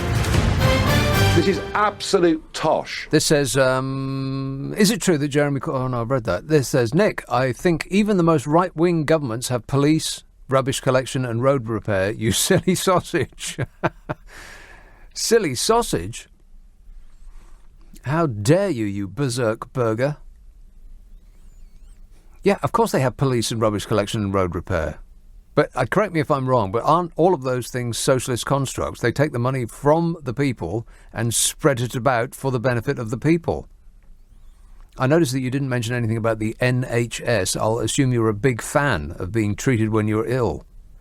Mal says it's not about what a Labour government under Corbyn will do when it gets into power. It's about how he's going to do it. We can all promise the world to our prospective voters. Doing it is a totally different scenario. Well, I refer you to all of the promises that Bozo out of number 10 has offered us. He's chucking money around like a drunken sailor. You know, I looked up Labour's manifesto just today, just to see, what Looney Tune they've been playing. I'll come to that in just a minute. Didn't seem crazy to me, but then I may be out of my mind. Crawley, hello, Dave. Dave? Hello, yeah. Yes, Dave. Just in me. time. Go ahead. Yeah, just in time. So what I can't get right is your politics, because you sort of have got this veneer of liking Labour. I mean, a party that I'm increasingly interested in, right? But at the same time, you're sort of giving the really sort of dumbed down, superficial, vacuous argument, almost as if you don't really like them, and that's what you're trying to do. Which dumbed down vacuous arguments? What about the NHS? I mean, obviously we know, the NHS is a state-run thing, and there's a whole argument about the size of the state. But what is it that you actually like about Labour, if that is what your position is, or if you don't like them, tell everyone why you don't like them. So you have to be all in or all out, and there's no in between. You can't think that you like some bits and not others. But what argument about the NHS did you think that I made that has got anything to do with Jeremy Corbyn? Okay, so I gave you a full explanation of what my question was, and my question is, where are you on that political spectrum? Right, well, what's that got to do with you? And what are your principal reasons why? Because it's not clear to me. Well, it's not clear to you. Well, I'm very sorry that things aren't clear to you, Dave, but this is not about you. Believe that. Plus, it's got nothing to do with you. I can't remember the last time I voted Labour, if that helps. But then I've never voted Conservative, apart from once, and it was a local council. Now, I've mentioned this before. I liked the way that they tended the park, which was outside my window. They put flowers and everything in there. Groovy. And I thought, well, let's not screw it up, because another council might come in and might dig them all up, concrete it over. So I'll just vote for who's running my local council now, because they managed to prettify the park. Yowza. So that's why I voted Conservative then, and that was the only time I've ever done it. I can't remember I think maybe the last time I voted Labour was that year that Tony Blair came to power. You remember Tony Blair, don't you? Yes, that's right. If that answers your question, Dave. My question is, what the hell's it got to do with you? What my politics is. My politics differs depending on what the question is. This country seems to have decided that you have to be all in or all out of any issue, regardless of what it is, regardless of how many shades and nuances are, within each question. You're all in or all out of everything.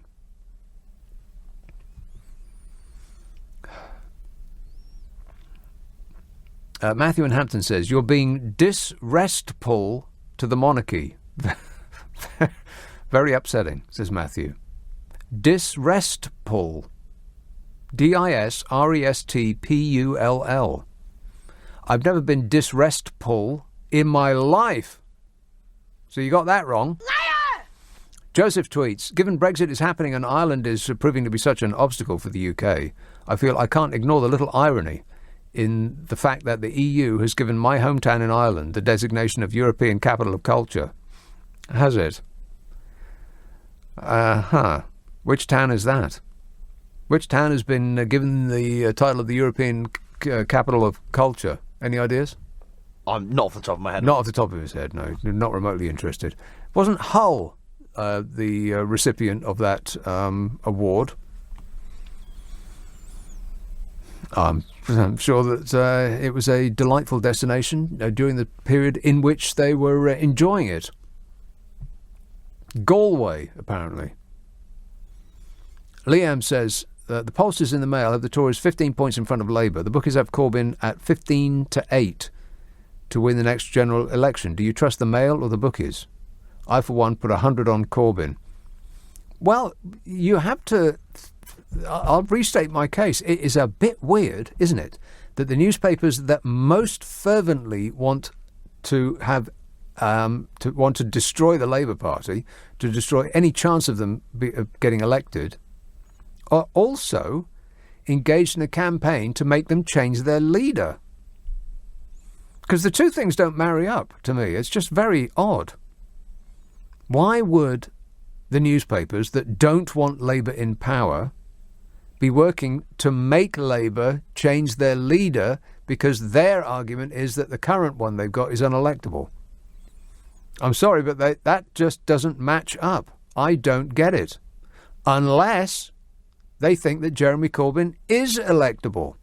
Then it would make sense. But all the polls suggest otherwise. You go into the street and ask people about Jeremy Corbyn and they'll scream and run in the opposite direction. But if you just look at the manifesto, then you might find that there's a bit in there that you agree with. If you can just put out of your mind the fact that it was written by the bearded Beelzebub. No offence. 0345 6060 973. You can text 84850. Email nick@lbc.co.uk. And if you're on Twitter, it's @LBC. So I'll just pick out some of these points in the Labour manifesto and see how crazy they actually are. What we might be in for under a Jezza government. And I'll cross-reference it to other countries and how happy or sad their populations are depending on the policies of their government. And if that doesn't make sense yet, it will eventually. Trust me.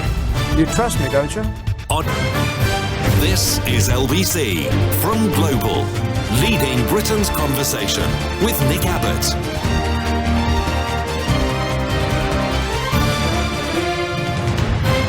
Hi, honey. How are you? I'm super. Thanks for asking. Nita says, I'm a bit annoyed with the comments that you made regarding private school. Both my husband and I worked very hard to send our two daughters to private school. Not all the people who send their children are rich.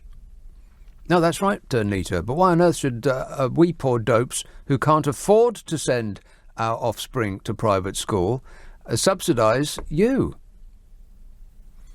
I mean, that's like saying I've worked really, really hard and I deserve a Rolls Royce, so I bought myself one. Thank goodness that they don't put tax on it. Why should it be subsidised? I don't get it. Peter in Guildford says, how dare David Cameron cause the Queen's displeasure? Where are the royal bootlickers when the Queen needs them? They should be calling for Cameron to be sent to the Tower. I heard Lord Heseltine say the other day that no one's above the law, including Boris, but he forgot to mention that the Queen is above the law. Any law she doesn't like that comes across her desk, she can strike out, and has done. And Jenny from St John's Wood says, you and me and Steve Allen broadcast the voices of sweet reason. I assume you're being sarcastic. Let's have a call in Guildford. Hello, Peter. Hello, Nick. Peter. Hello there. Hello there. Would we... sorry, yeah. with regards to Corbyn, I think what the multi-millionaires that own our newspapers are worried about is at the moment they're able to make up lies and call him a commie and all the rest of it. But like you said earlier, during an election campaign, he will get equal time. And people Not in the will newspapers, say, he won't.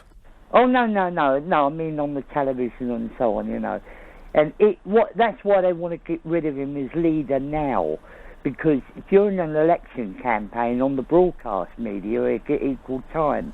And that's what they don't want, because people will say, hang on a minute, more money for the NHS, he wants to end food banks, he wants to end homelessness. This makes sense to me. And that's what those at the top who own the nation's wealth do not want. And that's why he gets attacked by the right-wing press. It's because they represent the interest of the people at the top. And Corbyn... Well, they are the people at the top. Yeah, they represent themselves. Yeah, and they don't mind someone like Tony Blair, who kept the status quo, and and allowed the rich to carry on making money. But a Tony Benn of the past or a Jeremy Corbyn now, they won't have it. Well, I think that one of the reasons that the right-wing press, the offshore banking, non-dom owners of most of the right-wing press in this country, what freaks them out is that Jeremy Corbyn once said that if he got into power, he would look very closely at the concentration of ownership of titles in the hands of a very few number of non-tax-paying foreign living owners. Well, that's right. You're right, Nick. And what I think is that it's about time that our press was looked into, because when you've got multi-billionaires owning our press, they can influence a lot of people that say they don't take a lot of. I mean, just look at Fox News in America. Yeah. It's become the state broadcaster. It exists to support Donald Trump and every stupid thing he does. Trust me, I'm like a smart person. It's scary what's happening over there. That's right, and you see, it is a grab for power. It's the people at the top who own the wealth. They do not want a society which is more equal. Of course not. They don't want any of that. They like the poverty, they like the low wages, because they get richer as a result. Yes. What seems really bizarre to me is that apparently is no amount of money which is enough. I know. I mean, look at the richest guy in the world. The people that work for him are on benefits, both in this country and in America. They're on food stamps in America. They can't afford to eat. And he's the richest man in the world. He's got so much money that any 100 reasonable people could not possibly chew through all the cash he's got just lying about on the computer screens in tax-free havens, on a moon circling Uranus. He has got no idea what to do with all that money, and he still won't pay people a living wage. It's incredible. Well, they've got it really worked out, haven't they? They're making billions, and the other workers that go to work are paying in their taxes to subsidise another load of workers that he won't pay. And that's the private school system in a nutshell. It prevents social advancement. It keeps the wealth in the hands of the wealthy and makes absolutely certain that us poor dopes on lower rungs of the ladder don't have the impertinence to try and climb up. Well, look at it like this, Nick. It's no coincidence that you've got Boris and you've got Rees-Mogg and you've got all that kind.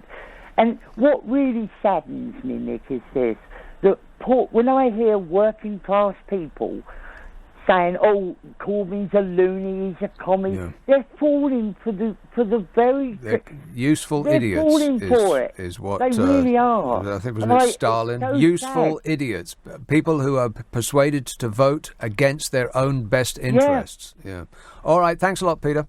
0345 6060 973. So I just skimmed through the Labour manifesto. I was really looking for a top 10 hits, and their manifesto does go on a bit.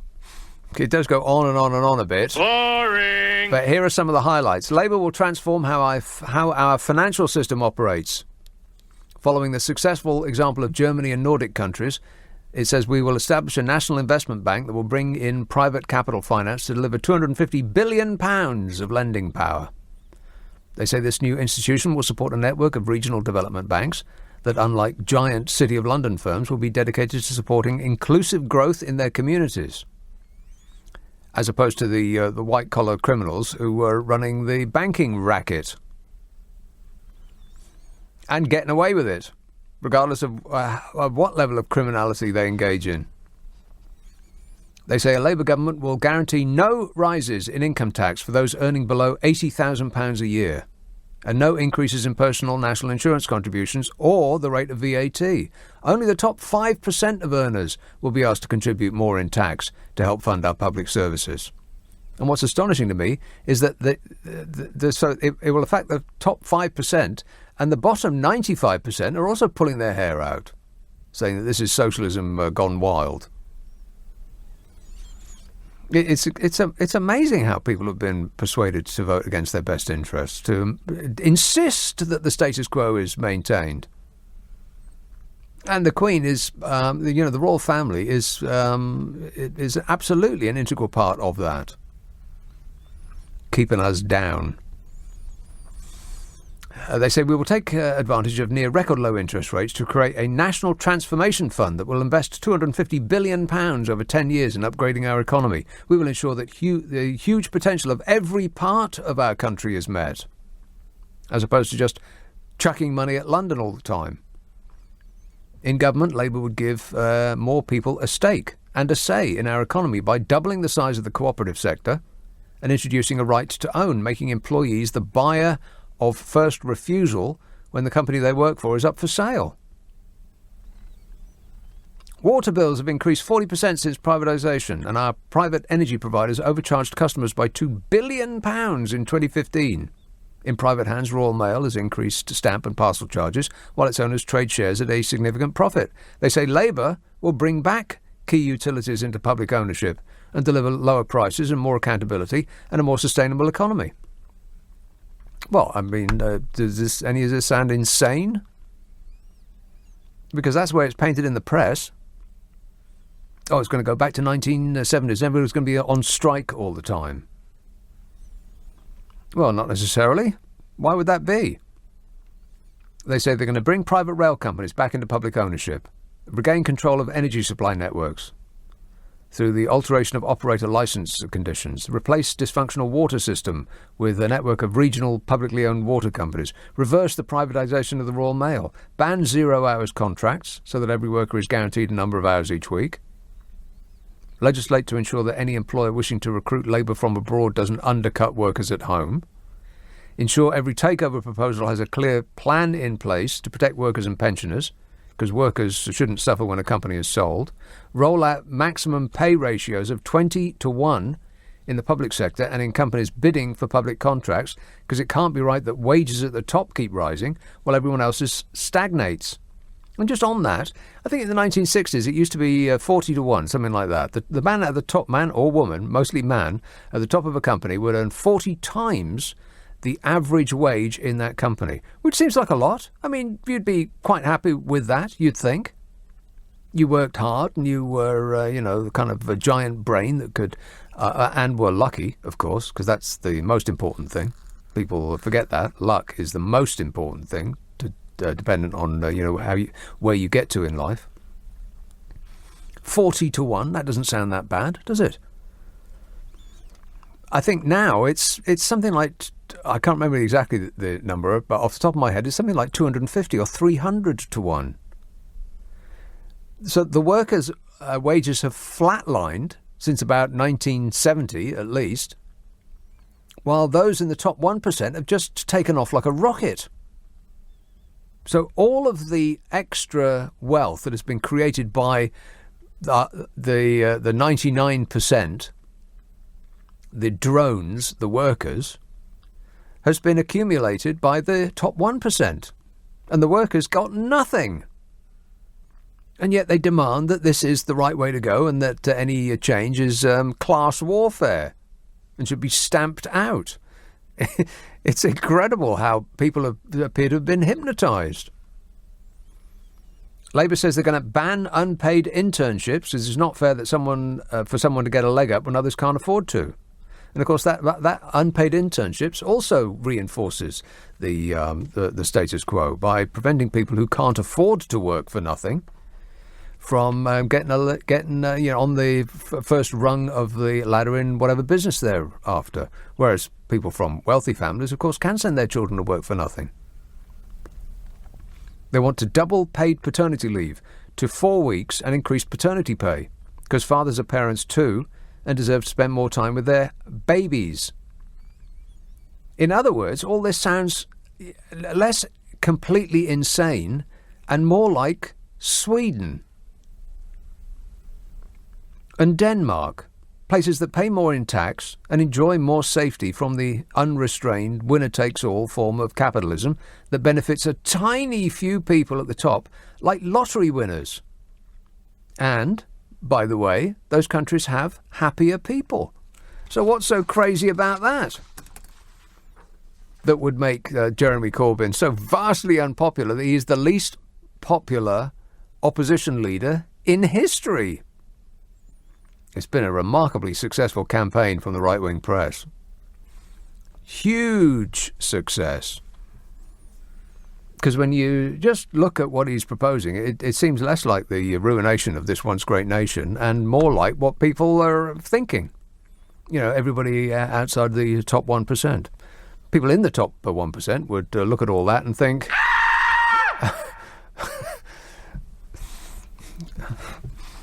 there's some statistics about who pays what in tax and how HAPPY they are. And I'll lay that on you in a minute. 0345 6060 973. Friday and Saturday night at 10. Nick Abbot, LBC. This is LBC. This is LBC with Nick Abbott.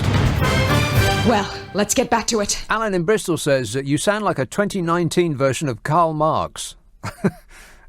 And that's okay by me, he says. It's, I just don't get it. Why is it so controversial that the people who work share in some of the spoils of the work that they do? Why is that so revolutionary a concept? I don't get it. It's not, we're not talking about Russia.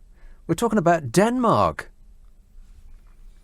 And, you know, Boris's plan is to cut taxes. Cut taxes on anybody that earns up to $80,000 a year, I think. Whereas the Labour Party's policy is the opposite of that, to increase taxes on people who earn over £80,000 a year.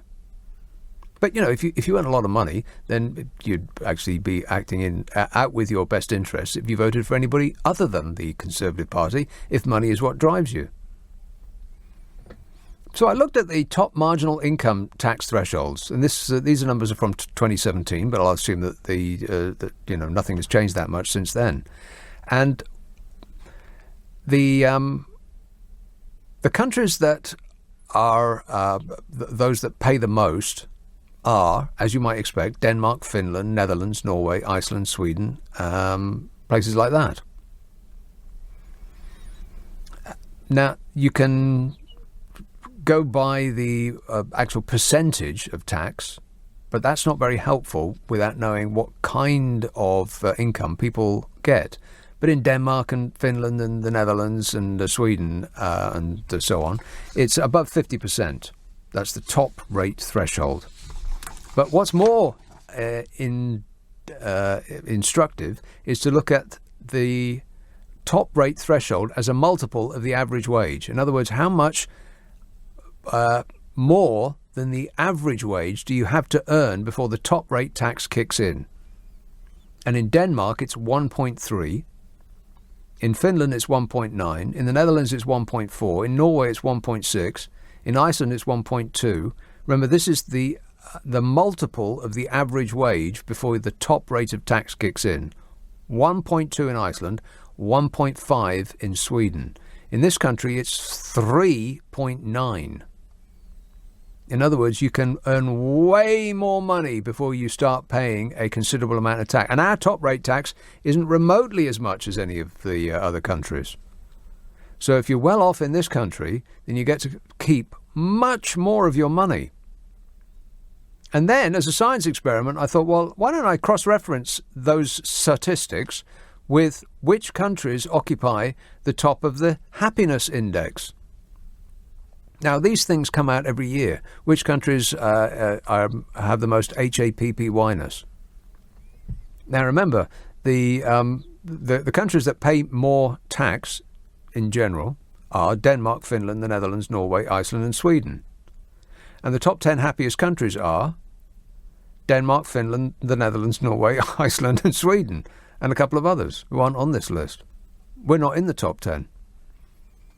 So you would have to conclude that these so-called socialist countries, the ones that people happily pay more tax and then happily get more from the government as a result, that their lives are more secure, they're taken care of better, they're happier people. So paying more tax leads to happier people. And isn't that what life's all about? Trying to extract the most happiness?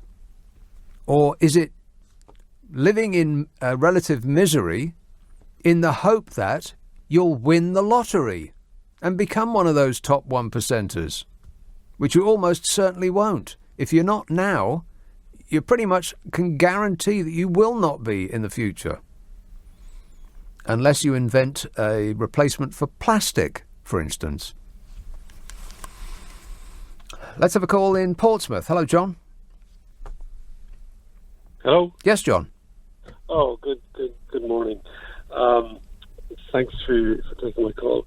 I think I agree with you that in order to fund NHS and everything else, more tax is the answer, and no one else has come up with any other answer. And no political party, except the Labour Party, have really grasped that and made that clear.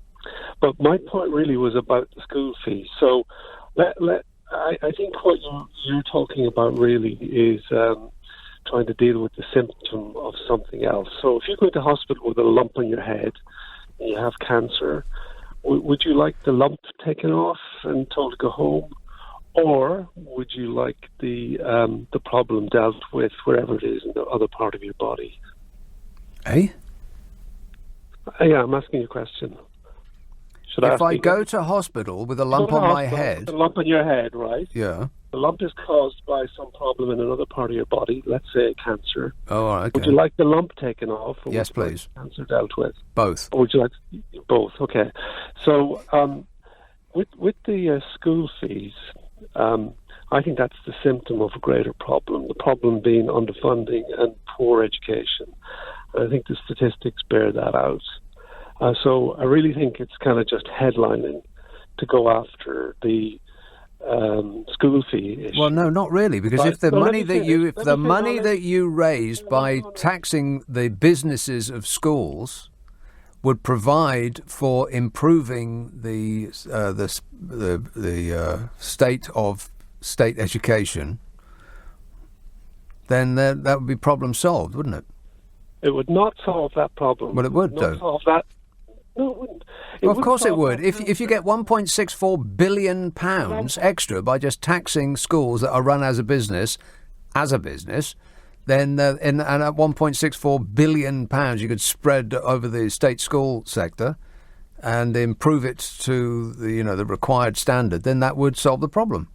No, you'd have the lump off, but you would have the cancer because it isn't sufficient. In fact, what it would do is make the cancer worse because no, it wouldn't. As one of your well, let me finish. One of your callers said earlier that the state school would be overwhelmed by those. If you cancel the state schools altogether, or the private schools altogether. Well, we're not talking about cancelling them. We're talking about taxing them, just as any other business is taxed. Why should the poor people subsidise the rich families to send their children to private school? Well, that makes no sense to me. Well, they're paying tax. Effectively, it's tax, additional tax. They're already taxed. It's not tax any more than buying a Rolls Royce is tax. No, it's the cost of purchase. For all intents and purposes, it's a tax. they're paying additional. They choose to pay additional tax. Well, then, but by that logic, anything that you buy is a tax. You want to charge them more. So I want to charge them the fair rate, the fair, unsubsidised rate, John. Obviously. It's not unsubsidised. Of course it is. If they're not paying VAT on a luxury product, it's subsidised. If they're paying a reduced business rate tax on a luxury product, then it's subsidised. So education is a luxury product. Private education is, absolutely. No, of course it is. It's education because you've got the issue with the state school system, which is the problem that should be addressed, and you know that too. Yes, but how do you address that problem? With money. Yeah. How do you get that money? By stopping subsidising the private school system. That won't solve the problem. Of course it will. If the money solves the problem, then it would solve the problem. No, it would not solve the problem. For crying out! Okay, why wouldn't it solve the problem? Because it's not. Because I'll tell you why, and it's a very simple thing. The amount of money that you will get is not enough to solve the fundamental problem. How do you know? Education. You haven't done you haven't added it up. It's a ridiculous assertion to make. No, I have added up. I'm an accountant. I'll tell you why. I've taken the number of students that you would get and the amount of money that it would take. Right. And it falls short by how much? That would have. It falls short by how much? That would have a little dent. It falls short by how much? It would have a little dent. So you're not okay. So you haven't actually run these figures. If it falls short by half, say, then you'll just get the money that's required from some other source. But getting it funded by 50%, for instance, would be a hell of a step forward, wouldn't it? I mean, £1.6 billion isn't nothing. It's a preposterous thing to say. 0345 6060 973, text 84850, email nick@lbc.co.uk, and if you're on Twitter, it's @LBC. Friday and Saturday night at 10, Nick Abbott, LBC. It's, it's 12:30 already. Blimey, don't time fly when you're out your mind.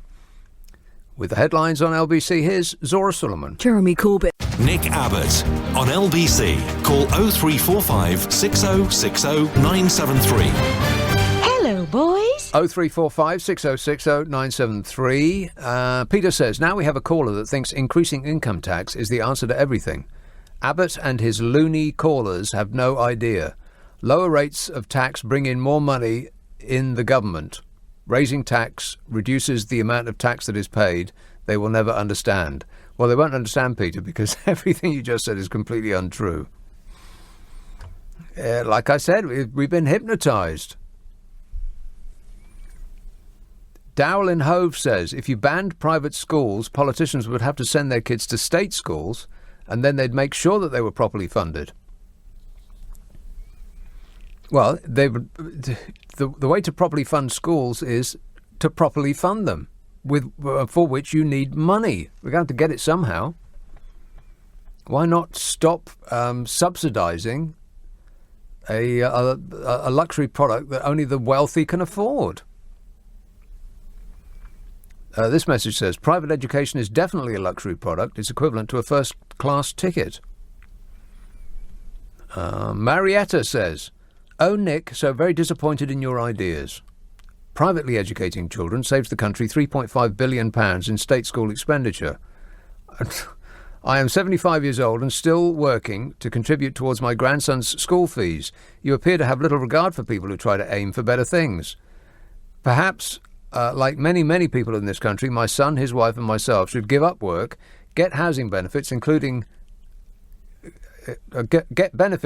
housing benefit, and send the boy to the local grotty comprehensive, says Marietta. Well, you seem to be conflating two different arguments, Marietta. I'm not suggesting that private schools be closed.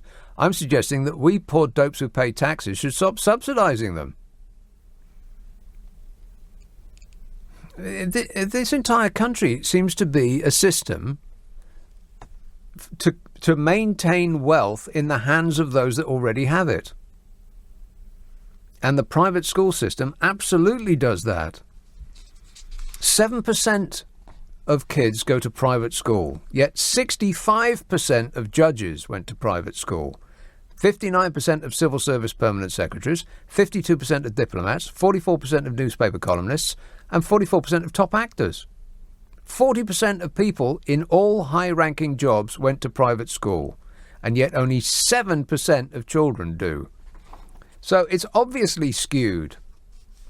And it's absolutely ridiculous that poor dopes who pay taxes, who couldn't remotely afford to send their kids to private schools, are subsidising the rich that do. Ridiculous. But I'm not suggesting that they be outlawed any more than I'm suggesting that Rolls-Royce should be outlawed, or Harley Street, not Harley Street, what's the other one? Where do people get their suits made? Savile Row. That Savile Row suits be outlawed. But it would be ridiculous if we taxpayers were subsidising the rich to buy Rolls-Royces. If we gave them a discount on the price, if we all chipped in, wouldn't that be silly? But that's what we're doing with private school education, where we've been persuaded to act against our own interests. It's just mad. I mean, what's happening in this world is just absolutely berserk. And I just don't get it. And that people are insisting that it's right, even though it is out with their interests, is just remarkable. The establishment have done a fantastic job in making us okay with a system that is not in our interests. Guildford. Hello, Edward. Gone. Let's have Chiswick. Rashpaul.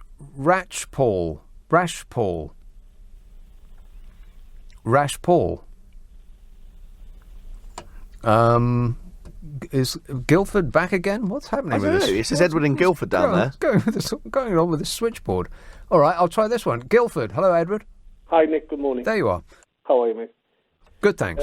You really picked on a subject close to my heart: private schooling, or crazily in this country called public schooling. I'd like to contend a number of things. One, this idea of public schools being excellent and wanting and needing to share their expertise with comprehensive schools. I think this is incredibly preposterous. The only reason, first of all, if we have to look at the bare facts, right? The best advert for public schools in this country is probably our Prime Minister, right? A man who can't string a whole sentence together without waffling. He's probably the best advert for public schools. The only reason that public schools are good is that they run classes of 12 rather than classes of 31. That is the only reason they produce the excellence they say they produce. I'm completely with you on the tax issue. 1.6 million will not add massive funds. Not million, billion. No, I get your point. They won't add massive fees to comprehensive schools. But what they would do in comprehensive schools is enable comprehensive schools to make smaller classes for the kids that aren't doing so well in school, right? Some kids don't do that well in school. And if kids who don't do well are in smaller classes, like classes of 12 or 15, you're certain to be able to improve the standard of these students. Basically, that's the point I wanted to make. Really. Okay. All right. Thanks a lot, Edward. 0345 6060 973. Of course, the most important thing that a private school education, especially one of the top schools like Eton, for instance, the most important thing that they give you is not the ability to remember what the capital of Chad is, or that 6 8s are 42. The most important thing that it gives you is contacts. You rub shoulders with people of your social circle, of your price range. Millionaires rub shoulders, or the offspring of millionaires rub shoulders with the offspring of other millionaires, and they make friendships and contacts that last for the rest of their life, and they all the old school tie business. I mean, look at the amount of old Etonians that are members of the cabinet, that are lounging on the benches of the Lords. It's not by accident that they all know each other from school. Mike says there's something really weird about UK marginal tax rates. Everybody knows that approximately above 50,000 the marginal rate is 40%, and above 150,000 the marginal rate is 45%.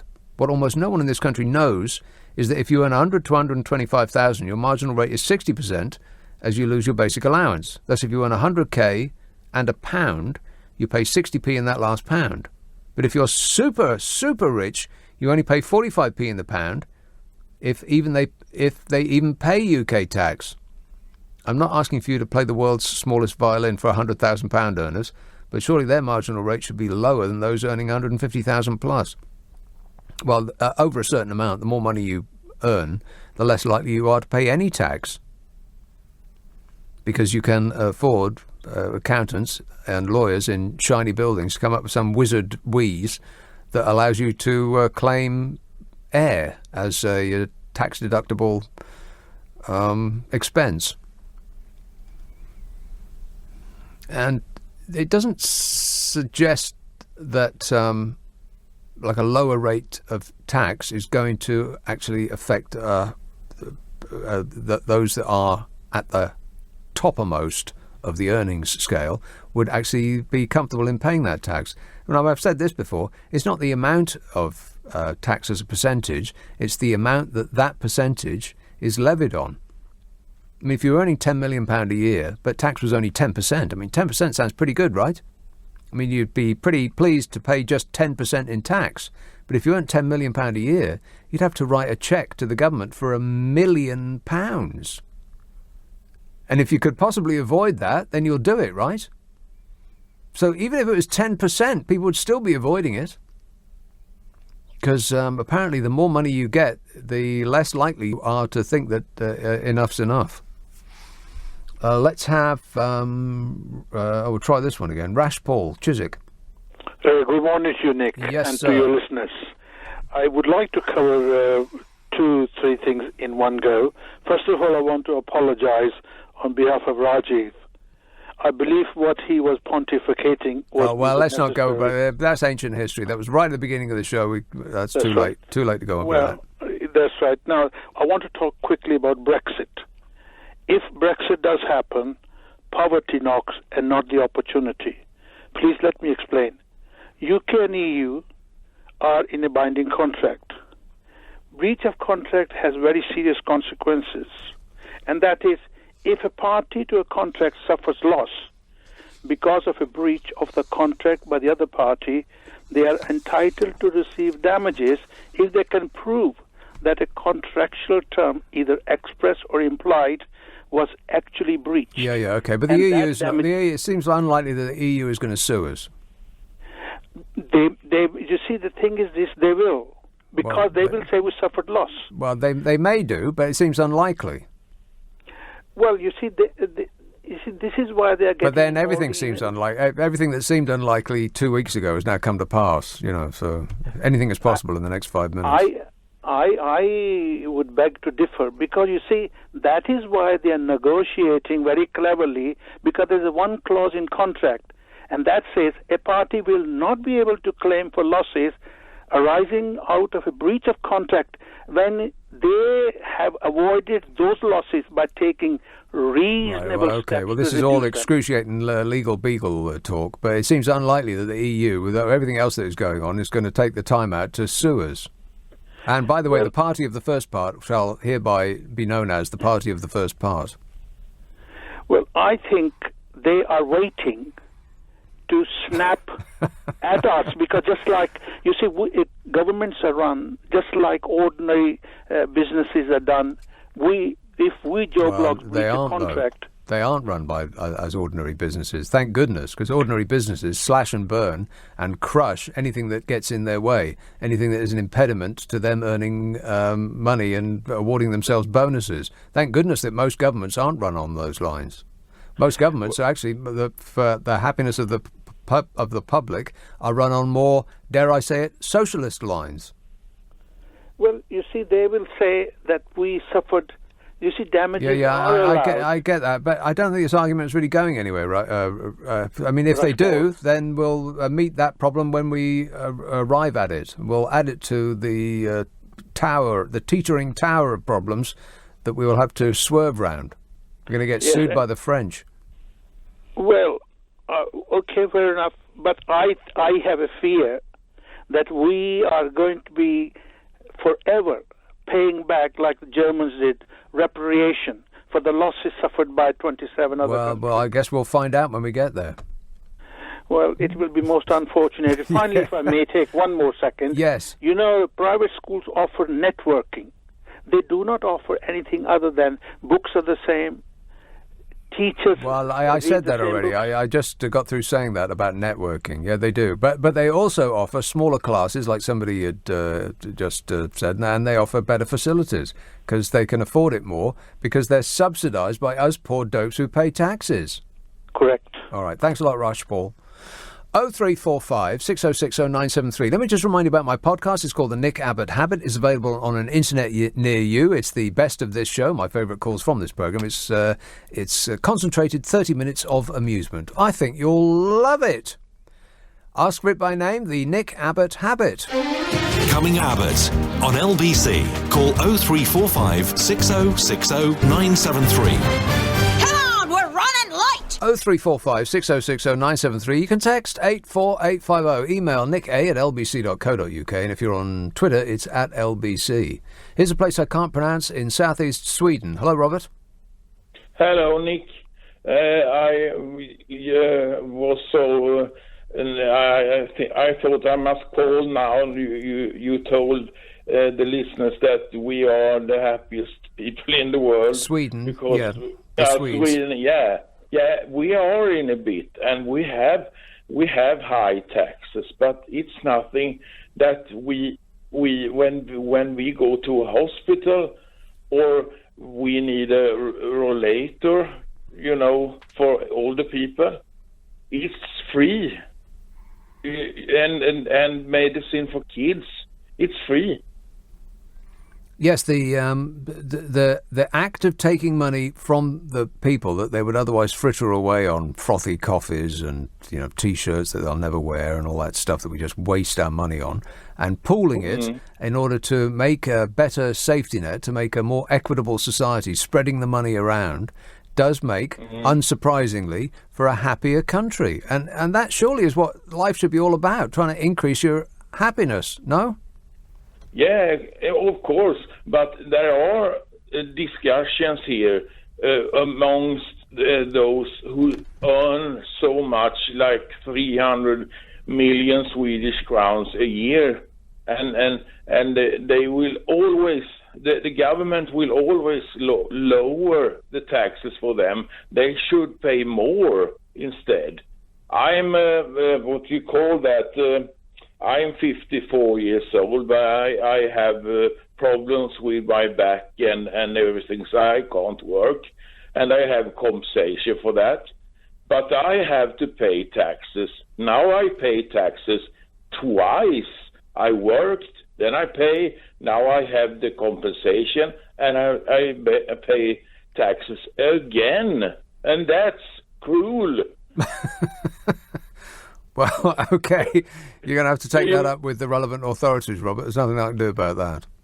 Yeah, but I mean, when I've been to the hospital several times now doing this MRI, CAT scans and thing, and I mean, it's fantastic. Yeah, the big machines that go bang, boom, boom, boom, boom, boom, like that. Yeah, I fall asleep in those things. Yeah. It's the loudest things you can possibly imagine. You get stuck up a tube, and the machine goes. It makes the most fantastic noises, isn't it? Boom, boom, boom, boom, boom, boom, wah, wah, wah, wah, wah, and all that. It really. Somebody should record it and release it as an album. I typically fall asleep in those things. I'm surprising myself. Very relaxing, having this absolutely colossal din right in your lug hole, and just sends me right off. But anyway, Robert, I wish you all the best, and I hope that your back gets better. All right, thanks a lot, mate. 0345 6060 973. Pick a hole in that. It's almost impossible. Countries that have their citizens pay the greatest amount in tax, and they use that tax to spread the wealth around, have happier people. It's undeniable. And those lists come out every year, and it's always the same countries at the top. It can't be a coincidence. Maybe it's because they get to have personal interface with other hot 6-foot blonde people. Maybe it's that. Disgusting. But I suspect that it's the tax part. I mean, if you earn £50,000 a year and the government took an extra £1,000 in tax, what would you actually be doing with that tax? I mean, that you would particularly miss. For £1,000 a year, that's one frothy coffee per workday, and a shirt that you won't wear. Is it going to make you happy? Of course not. But would it make you happier to have 4 to 6 or 8 weeks off, or 8 or 6 months off when you have a baby, paid for by the government at your ordinary rate of income? Or retire earlier, or have a better health service, and so on and so on and so on. All of these things that make people happier, rather than just the idea that you will be happier if you pay less tax, which is what certain parties in this country seem to be hooked on. Probably, or potentially, you might think, because those who pay the most tax are the most interested in paying less tax. Or rather, those who earn the most are most interested in paying less. Philip says, people who put their children in private schools are still paying part of their income tax for state school resources that they're not consuming. Private schools subsidise state schools, not the reverse. You're just wrong about this one. No, Philip, you're wrong about it. People who do not have the money to send their children to private schools and are putting them at a permanent disadvantage from those people that already have all the advantages in the world are subsidising private schools because they aren't paying the same level of tax that other businesses pay. Obviously. This says private schools usually have pupils that were privately tutored beforehand too. Bright 2-year-olds from poor families get overtaken by less bright 2-year-olds from rich families by the time they're 5. And that's absolutely true as well. The whole system is completely rigged in favour of those who already have, against those who have not. And even if you don't go to private school, the cost of housing by a top quality state school is much more expensive than that by one that's, as somebody mentioned earlier on, or coined earlier on, bog standard. And that's because families with money compete with each other to get their kids into those schools. It's the same thing. And absolutely the families that can afford it hothouse their child. They get tutors to come in at an enormous expense, which gives their children an unfair advantage, or it gives their children an advantage, which maintains the wealth in the families that are already wealthy, to the detriment of those that aren't. Social mobility is stuck. If you were born poor, you will almost certainly die poor in this country. Finn in Pimlico says, if Nick loves tax so much, then he is welcome to make an additional contribution to the government coffers on his annual tax return. Put your money where your mouth is, Nick. What a stupid thing to say, Finn. That's the same argument as people would say about those who want to prevent global warming, climate change. Oh, well, you used a train once, so we can't listen to you. These stupid arguments that people come out with. It's all or nothing. No journey is worth taking if you don't get to where you're going on the first step. Ridiculous. Jimmy in Colchester says, Nick, you can read them statistical facts all night, mate. The problem is that most people listening don't have a clue about percentage and how to work it out. You know, I was carrying around a poll for quite a while, and I didn't ever use it, so I just threw it away because the amount of paperwork I carry around is just enormous. But it said something like the educational attainment of numeracy in the general population is about the level of, and I can't remember exactly what it was, but it was something like a 9-year-old. People can't add up in this country, but it's worse than that. People determined to maintain that level of ignorance. They refused to learn any more. They were asked, would you like to be better at numeracy, add up and multiply more? And they said, oh, no. No, I know plenty, me. Well, I don't need no education. I don't need no thought control. Rock and roll! Is what they said. I mean, honestly, how can anybody not know that 6 6s are 42? Any idiot knows that. Now, what might happen in the next week? Well, it makes my mind go just thinking about it. It's inconceivable that something stupid won't happen, and whatever it is, we'll chew it up and we'll spit it out then, eh? Friday and Saturday night at 10. I'll be back. If you download the Global Player app for Apple or Android, you'll find my podcast on there, The Nick Abbott Habit. It's also available on an internet near you. Ask for it by name, The Nick Abbott Habit. Coming up at 5, Steve Allen will set you straight, but right now it's Matt Stadland. Nick, have you got Rajiv hanging on there for you or for me? Because I want him on my show. Yeah, I think he's still on hold. I like Rajiv. Okay. I want him on my show. Well, you can have him, mate. Hey, Nick, have you heard? Yes, I have. You've been doing it again. You were talking about horses, but you played a donkey noise. It's the same blooming thing. Horses, donkeys. It's all the same also, thing. particularly concerning they're all news. canines. Difficult, challenging news this week, Nick. Yes. 57% of us have admitted that we use our phone on the toilet. You know what one of the disadvantages of using your phone regularly on the toilet is? It's icky. Piles. Hemorrhoids, Nick. I think I was right.